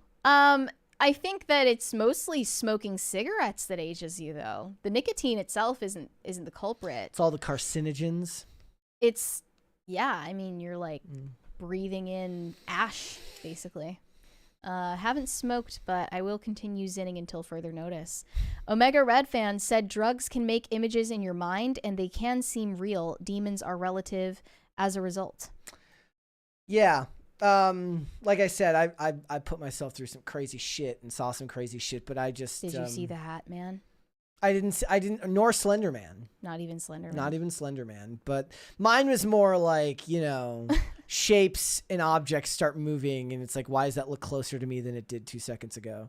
Like if you're in a room and there's a bunch of objects around you that aren't moving, and then suddenly that object, because your eyes keep focusing and unfocusing, you're like, why does that chair look like it's way closer to me now than it was a minute ago? It could be one of two reasons. One, like one of your eyes is like lower than the other and you don't know why. Or two, you've been moving and you're just so out of it, you don't realize you've moved closer to that direction. Don't do drugs, kids. It's a bad idea. What freaks me out is that depending on the drug, you see different characters, allegedly. And maybe this is the power of suggestion, that That's people what I'm saying, read about it beforehand. There was no suggestion for me, so there was nothing for me to fall into there. But some people don't read about these drugs before using them. And, what they say, I think what they say about Benadryl abuse is that you see the Hat Man. And what they say about DMT is that you see jesters or these like clown-like jester characters that are like demons. And it's like, why does everyone see that, specifically that, when they use that specific substance? That, I think, is at least suggesting the possibility of demonic activity. I also had no desire to like explore like the depths of which my brain could go through chemicals. Like all the drug use that I did when I was younger ended up becoming about maintenance and staying sane, because you start going through withdrawals if you're not using it. At least when it comes to the opiates and the benzos. But everything else, the uppers and stuff like that, that was the worst of it when it comes to like actually abusing. But when you put them together, you're walking a very, very dangerous line to, there was more than a few times when I should have died. And the fact that I'm not is kind of a minor miracle. But the amount of people who willingly go into those depths with like the LSD and the acid, like I said, I think I told you once, like I did acid one time and I was like, never again. Because it was that bad. It was just like, I was like, I think for the most part, I have fairly fragile brain chemistry to begin with. But what does that mean? Like, look, whether it's because you're neurotic to begin with and a neurotic personality that then taxes the brain that way is not a good combination, especially if you haven't learned any like basic techniques to not screw yourself over. Do so with a friend, drink a ton of water, make sure you don't have to work the next, don't do a bunch of stupid shit that puts you in a position to end up in a bad place. Or like don't. Or just don't yeah, exactly. Don't do it. And that's why I said There's earlier, a thought. Don't do drugs. Don't do drugs, kids. Like I cannot tell you enough how lucky I am to be here, be alive, be healthy, be sober, because there's a lot of people who end up in a position where they're doing all the crap that I was doing that end up way worse and don't make it through. So just don't do it. Don't put yourself in that position. I worry about the increasing statistics of psychosis induced by even just THC, because it's not just the. I mean, that was always like a risk, but I think it was a smaller risk with your parents' or grandparents' weed that they were smoking. I was literally these days it's like some other shit, and people are eating it. I literally just read this article yesterday. What is David this? Krumholtz. If you don't know him, he was from the Santa Claus. He plays Bernard in the Santa Claus. I know him from as Charlie from the show Numbers, but he talks about how smoking weed nearly killed him, and he said that he had, what was it called? Cannabinoid hyperemesis syndrome. Okay. I was like, I don't know what that is, but okay. A rare condition that causes long-term daily marijuana users repeated and severe bouts of vomiting. And he admits it's a rare disorder, but claims cases are increasing each year, and he believes it's because weed growers are making the product too strong. I mean, that might actually be true because they're selling it in very concentrated forms. He's also from 10 Things I Hate About You, yes. But yeah, he's Charlie from Numbers. And Charlie, the genius mathematician, Charlie Epps doesn't smoke weed. That's horrible. A peculiar syndrome of vomiting, nausea, cramping, abdominal pain that can occur due to prolonged high-dose chronic cannabis use. What's crazy is he says he's got tons of unpaid medical bills. I'm like, bro, you were in Oppenheimer for a spell, and you had a network television show for 6 seasons. Was he? Yes. I couldn't believe how much weight he'd put on in that show, or in Oppenheimer. But I was like, you were the star of a network television show for 6 seasons. You'd expect him to be better off. He should talk to Elton John. Elton John hates weed. So he hates weed culture, rather. DC&C said Milfy Bobby Brown. That's what they're saying. That's what they're saying. They're calling her that. The based clone trooper said to the mouth breathers who think Gal Gadot is famous for her acting rather than her Gal Gluck 9000 skills, you guys were dropped as babies. I guess y'all must think porn stars are actual actors. That felt unnecessarily combative. But I'm not. Are you implying that she sucked her way up to the top of Hollywood? Is that what you're saying? I think that it might have more to do with her looks and charisma than her acting skills, but you're making an entirely other claim here, sir. Wow. Does anyone want to get in the ring with that guy in a debate about Gal Gadot? I don't think so. Yeah. No, she's not famous for her acting. Pop Culture Junkie said, you folks have any suggestions for improving the sensitivity of my industry plantometer? Any sure signs? I have no idea. Like I said, I think they're all industry plants. To varying degrees. In fact, I would make the argument that the ones who claim to be different from the other stars are more of an industry plant than the average industry plant. If you're Chapel Roan, you're it's like, I'm so different. I'm so not like the other girls. Yeah. Well, the only reason you're allowed to be there and be different is because the industry wants you there. We did talk about her, Chapel Roan's strange connection to an Epstein-funded, very prestigious arts summer camp for children. Just thought I'd throw that out there. You should go watch our video about it. Shane H. Wilder said it gives whole new meaning to when people ask Amouranth, what's your body count? Yeah. Well, I don't think she took any of them out, but they're definitely incapacitated after Gal this. Gadot was Miss Israel 2004 and represented Israel at the 2004 Miss Universe pageant. Wow. I was just thinking that when they were walking out on the stage at the Oscars, it had pageant vibes. I knew she was a sports, she was a fitness instructor in the IDF, but we did not know about the beauty pageant stuff. I bet she could have a really interesting talk with BTS about mandatory military service. Yeah, well, and here's the other thing. Remember, we just talked about the Ashley Simpson thing, like ruining her career. Theoretically, yeah, but that, you know, Gal Gadot doing Imagine should have ruined her career during COVID. But everyone's like, look, it was COVID. Everyone was drunk. How does she keep getting away with this shit? Yeah, it was first Imagine. Yeah. I mean, that was our first red flag from Gal Gadot. But secondly, she was going off about Snow White just as much as Rachel Zegler was, and nobody cared. She's you know what it is? I think she might be magic. She just goes, it's a double standard. She's got Jedi mind tricks. She's like, this is not the cringe you're looking for. Yeah, it's crazy. The Rumbling said, when I was stationed in Europe, most females I ran into between the age of 18 and 25 looked like they were in their 30s. Must be the PCBs in our food that keeps us looking younger compared to Europe. Could be. What is a PCB? Oh gosh, what does that stand for again? Guys, let me know. What does it stand for again? RFK would know. Yes, he would. Wait, what is a PCB? Preservative? Is that what it is? No. Guys, what are the PCBs? It all just says printed circuit board.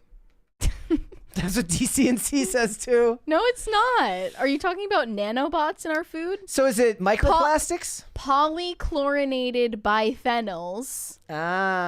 Synthetic chlorinated hydrocarbon compounds. Microplastics. What? So microplastics. The microplastics are keeping us young. Oh my goodness. Okay. In a 2020 study, researchers measured the levels of PCBs in 26 food items, including steak, butter, tuna, catfish, cheese, eggs, french fries, fried chicken, ground beef, ground pork, hamburger, hot dog, ice cream, lunch meat, margarine, milk, pizza, poultry, salmon, sausage, shrimp, sliced ham, tilapia, vegetable oil. Well, vegetable oil, of course. Yeah, so there's no escape. You have to eat plastic in this country. That sucks.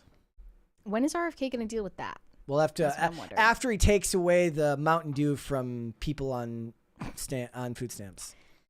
Vodka J Bulls said all my crypto is wrapped up in the gongo.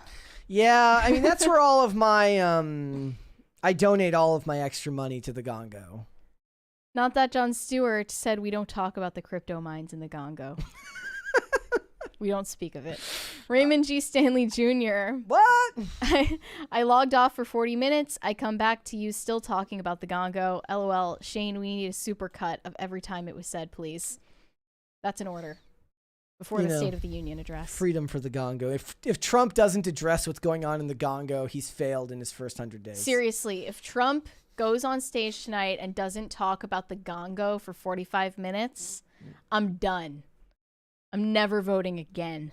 Shane H. Wilder said, I would Raymond, but Olivia wants me to make a gongo commercial and volunteered to do the voiceover. I'm probably going to script that out. LOL. So this is already a thing. Olivia cares deeply about the gongo, apparently. I'm so glad you misspoke earlier, because otherwise we would have no. See, this is why we were talking about joke. We were talking about giving speeches at the wedding. I said, ironically, I'm probably the worst person to give a speech at the wedding. Well, you're not supposed to give a speech at your own wedding. No, well, I'm not giving else's toasts. problem. I'm not giving speeches, and I just misspeak anyways. Yeah. I'd say the wrong thing. Yeah, you're already gonna have some champagne in your system. No, because I don't drink. No. Not even at your wedding? I can't drink at all. Sobriety. Well, I mean, I remember on election night, Phil, who's also sober, had some champagne, and it depends who you ask. I think he's sober for different reasons than me. I don't think his was because of I don't partake because I can't partake. If I partake, bad things happen eventually if you keep going, right? Not a drop. For Phil, I think it was health reasons, not any such. It was so funny too. I never asked him. There was some other thing that happened where they had champagne there, and I had to do the Garth from Wayne's World, where everybody's like, enough champagne to feel denial. And I'm like this. I'm like, no, just pour it out on the floor. Yeah. Seth Essington said, I'm completely out of touch with pop music nowadays. That's okay. I mean, I feel like I am too, because I don't listen to the top 40 stuff, but I'm assaulted with all of this information about who they are as people, which is way more interesting to me, at least. DCNC said, do gongoloids have extra chromosomes? I like Gongolians. I like Gongolese or Gonganese. Wait, wouldn't Gongolese and Gongolians be the same? Like, I'm gonna go. They're the Gongolese people. They're the Gonganese. Okay. They're the Gonganese. That we're settling on that. Shane H. Wilder said, if you ain't zinnin', you ain't winning. Facts. Seriously. Surinko Productions said, from the gongo to the bongo, the Congo will be dongo. So true. Dingus Khan said, be of sober mind, for your adversary, the devil, wanders around roaring like a lion, seeking someone to devour. Okay, then. And that is actually true, and I'm not joking. Yes. Are we all caught up? Yes, we are. All I right. have noticed, however, somebody says Brett is in his 20s. I wish, my friend. Someone said that? No, they asked the question in the chat. Brett's in his 20s? No, Brett is not in his 20s. I did, however, notice, guys, so I finally started to try and take actual vitamins and supplements. So since starting vitamin D3, B complex, omega fish oils, like apparently B vitamins can make you like super hungry. Like, yeah. And like yesterday when we got done with the show, I'm like, what the fuck is this? I was hoping that like trying to like level out your system with vitamins, if you're vitamin deficient, would help with like nighttime food cravings. Instead, yesterday, I just wanted to eat constantly. Well, I just want you to know you're not supposed to have the fish oil because it's rancid. Oh. It's you're eating decomposed bacteria. Well, I'm not eating it. It's a pill that you take. You are you're eating it though. It's rotten. Well, it's rotten fish basically. It's been I'm anti that. It's been like a few days. Like I have to give it like, you know me. I'm always kind of like trying to pay attention to how my body reacts to small You're changes. always doing and experiments. tinkering with everything, and hopefully that it all evens out. Like I don't need anything to help me sleep. Ironically enough, like my sleep is very consistent now. I don't go to bed early, but I'm tired. At like Olivia will joke that I'm like awake and then I'm asleep. There's no in between. Like I'm perfectly fine. And there's then no wind down. Like there's no wind down. It's like it's 1:30, 2 o'clock hits, and I'm like, I gotta go. Do you have a routine? Yeah, we have the same routine every night, so that's perfectly fine. But like back in the day, I would have tried to find something that promoted good sleep, but that's not the problem anymore. The problem is just trying to regulate some of the other stuff. Like I don't think it's like really an issue of mood. If anything, it's about mental haze. Like there are some days during the show where like words that are perfectly normal and everyday part of the vernacular just don't come to me, and I don't know why that is. I'm realizing right now that today is Live Moss Live, whatever that means. What They're does that announcing mean? all of the new stuff on the Taco Bell menu. P-Tran says life hit Brett hard if he is 19. Yeah, true. Someone thought you were 19? I think they're being sarcastic. I had a bunch of people accusing me online of being 12 the other day. I didn't take kindly Because to of the that. photo that you posted? I'm allowed to have Mr. Fluffykins without being accused of being a child. Yeah. Okay.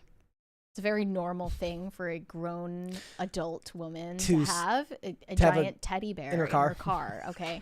That's not weird. You're weird. If you think that's weird, actually you're the weird weirdo. one. Yeah. I said like you should turn that like that like you need to make a shirt that says "Please like me" with Mr. Fluffykins behind it. I'm gonna do this. Yeah. I'm gonna go on IRL every single time I'm on IRL. I'm gonna do this with my fingers and Please be like, like me. "Please like me." We have a 20 from Dreamcast Night. Millie Bobby Brown's face doesn't look old to me. It looks masculine. The masculinized face on a woman usually starts at menopause, so to me, she looks like she has a hormonal imbalance, like too much natural testosterone. I don't know how that would be possible. Rhaegar Targaryen asks, does steroids? Megyn Kelly have a teddy bear in her car? She could. You don't know. Well, who says I want to be Megyn Kelly? Yeah. You know? I'm me. Got to make your own path. Yeah. Got to make your own path. I'm my own person. Yep. Yeah, Mr. Fluffykins would be a rad metal band name, they say. Yeah, I could see it. Fluffykins as the front man. He might feature in an All That Remains video. Somebody said, where did I see this? This is like Brett's Monkey Jeebus says Brett was streaming from home the other day and denied us mocha. Well, I didn't see. You were streaming from home? Well, I was on with Valiant Renegade the other day. No, I kicked the cats out of that room when streaming. Do they try to get in? Well, only Toast has access to that room because it's in in our apartment. There's a kitchen and then there's a hall. Then you walk past the stairs that you enter from, and then you're in the living room. And from the living room, there's a door that separates the bedroom and the office. And Toast is king of the office in the bedroom. Mocha and Chloe have to sit out in the living. They get the whole rest of the apartment. They get the living room. They get the bathroom. They get the kitchen. It's just such a shame that they can't. They can't get along. Get along. That's gonna be it's like Toast's fault. They won't give up. Toast is very just... young. Toast is very young and wants to hang out. Yeah. And both of them are kind of old and want to just be left alone. And Mocha and Chloe have been very good. Have gotten very good at learning to just cohabitate. Though not liking each other. Chloe will sometimes still be a dick and just take swipes at Mocha because she gets too close. Yeah. But I mean, even they just barely tolerate each other. That's so mean, though. Like, Toast just wants to be included in everything. Brian Bledsoe said, are there warlords in Gongo? Who you think is doing the femigenocide? That being said, buy my Gongo timeshare. You have to go to one of the timeshare presentations when you visit. If you want the free stay, if you want the free stay in the hotel, you have to go to all of the events in the ballroom of the hotel. They try to upsell you on the next one. I hate it when that happens. Shane H. Wilder said, please like me or Mr. Fluffykins will beat your ass. It's a real threat. I mean, he doesn't look threatening at first, but he'll throw hands. He'll throw paws. I mean, what Mr. Fluffykins look like he would be good at is a headbutt. Oh, yeah. Like, he's designed you just to jump headbutt. on someone and suffocate them. Yeah. 20 there. Guys, we're getting to like a third crisis party. We should get to a third crisis party. We should get 3 crisis parties every day.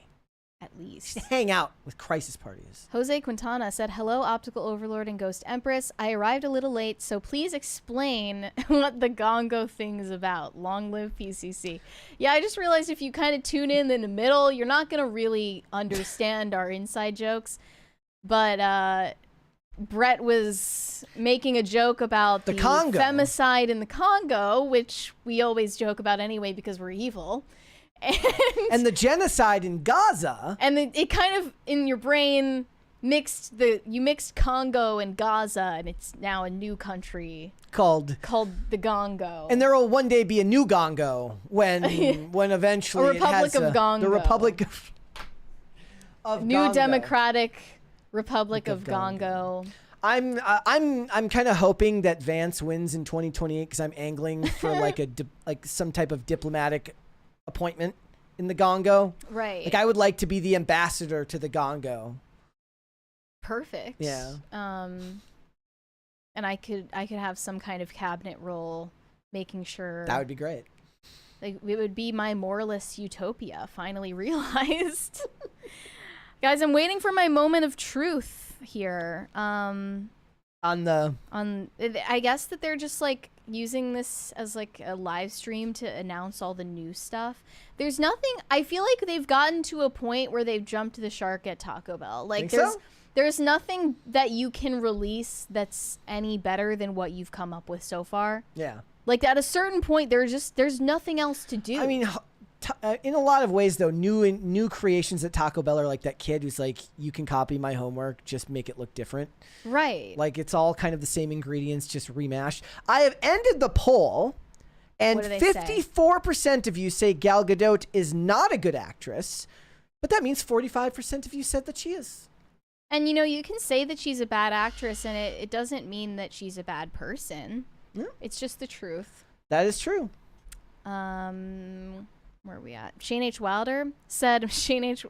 Fluffykins has a shank on him for fighting the Gonganese army. And we have another 20. Vodka J. Bulls, Optical Overlord just reverse Uno card. Thanos snapped. He misspoke and created a proud nation of thousands with a lore that is killing anything Disney/Marvel has put out in 15 years. Let's go. We're going to have to Gongo. like explain Jessica this now to get merch, unfortunately. Would you guys buy Gongo merch? Be honest. Be honest. We have another 20 from JJM Director. Breaking Russia just invaded Gong Crane.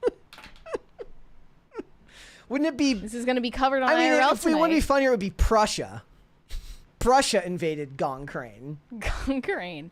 Dreamcast Night said, like the boxer in the Olympics, Mary, Millie Bobby Brown may have a hidden anatomy giving her male features. Okay, we're not going to be transvestigating Millie Bobby Brown right now. This is too much. She is, I believe, a biological female. Jose Quintana said, thank you for the clarification. I agree with the Empress on naming them the Gonganese or Gongolese. I like Gongolese. Think of the possibilities. Long live PCC. I also like Gongolians. But it's too similar to Mongolian, and we have to come up with our own thing.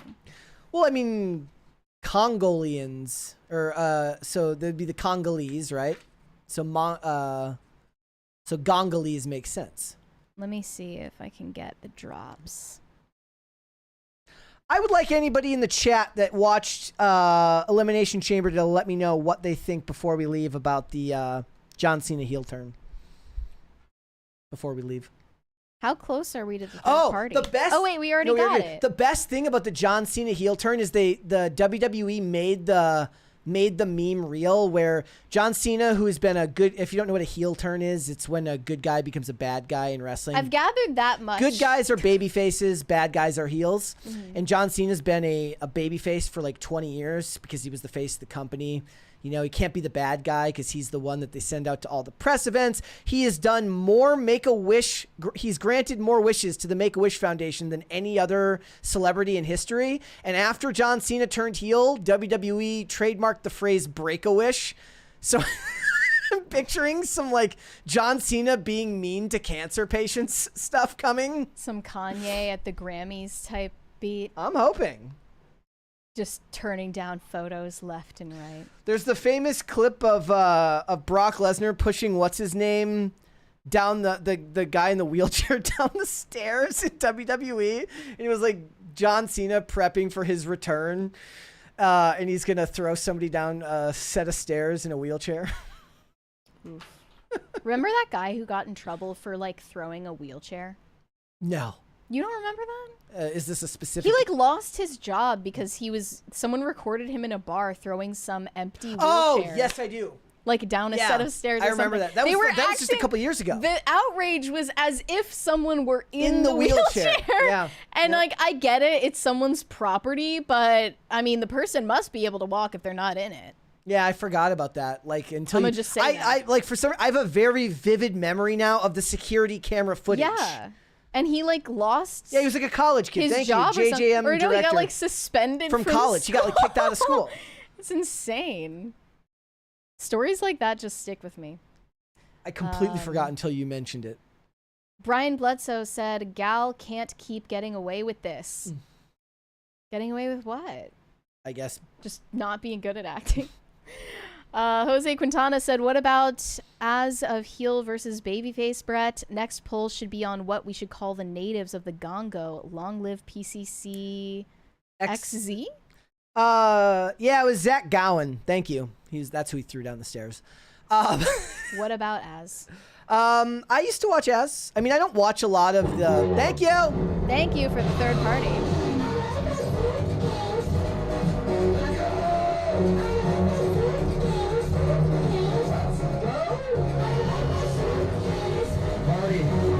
All right. Like I still watch Nerdrotic's like released videos. I don't watch live streams really, but I watch his released videos. But the only like pop culture channel that I regularly watch is Clownfish TV. Everything else that I watch these days is all like long form television retrospectives of shows and wrestling interviews with Chris Van Vliet. That's all I've been watching. I just started the AJ Styles one on the way to work, and it's really good. JM Director said Gal Gondo is an industry plant for sure. Shane H. Wilder said randomly the Gongo is also government organized non-governmental organization, an NGO for the Gonganese. Oh, that's true. I just sent, this is so funny, I sent Jessica a message that just says Gongo merch, and I'm sure she has no clue context. what that means. Dreamcast Night said LOL, or more like Jamie Lee Curtis, Millie Bobby Brown just got unlucky with the genetic shuffle. She's a lady, she just has a dude face. Damn, shots fired. Some strays at Jamie Lee Curtis today. My goodness. All right, guys, before we go, would you hit the like button, please, on this video? Subscribe to this channel if you have not done so already. It helps the great people of the Gongo if you does. do. Mary, one by one, we can make a difference. where can they find you? You can send me validation on Instagram at Mary Archived, or you can send me hate on X. That is also Mary Archived. All right. Guys, if you want to follow me, I am on Instagram and Twix at Brett Dasovic on both of those platforms. We are here 5 days a week, Monday through Friday, 3 p.m. Eastern Standard Time, which is noon Pacific. Amazon Music, Apple Podcasts, Pandora, and Spotify. If you would like to listen rather than watch, you can rate and review on Apple Podcast and on Spotify. Ratings and reviews help the show a lot, so thank you so much for that. I'd like to get those numbers up. Those are rookie numbers. If you want to follow the show on social media, we are on Twix at popculture_show, Facebook at popculturecrisis, Instagram at popculturecrisisPod. Guys, we'll be back with another. We have one more, though, one more? from Jose Quintana. I subscribe to Neon and Geeky Sparkles. Totally agree with you. They're great. Yep, they are Shout out. fantastic. So with all of that being said, guys, we'll be back with another episode tomorrow. We'll see you then. Bye. Bye, everyone.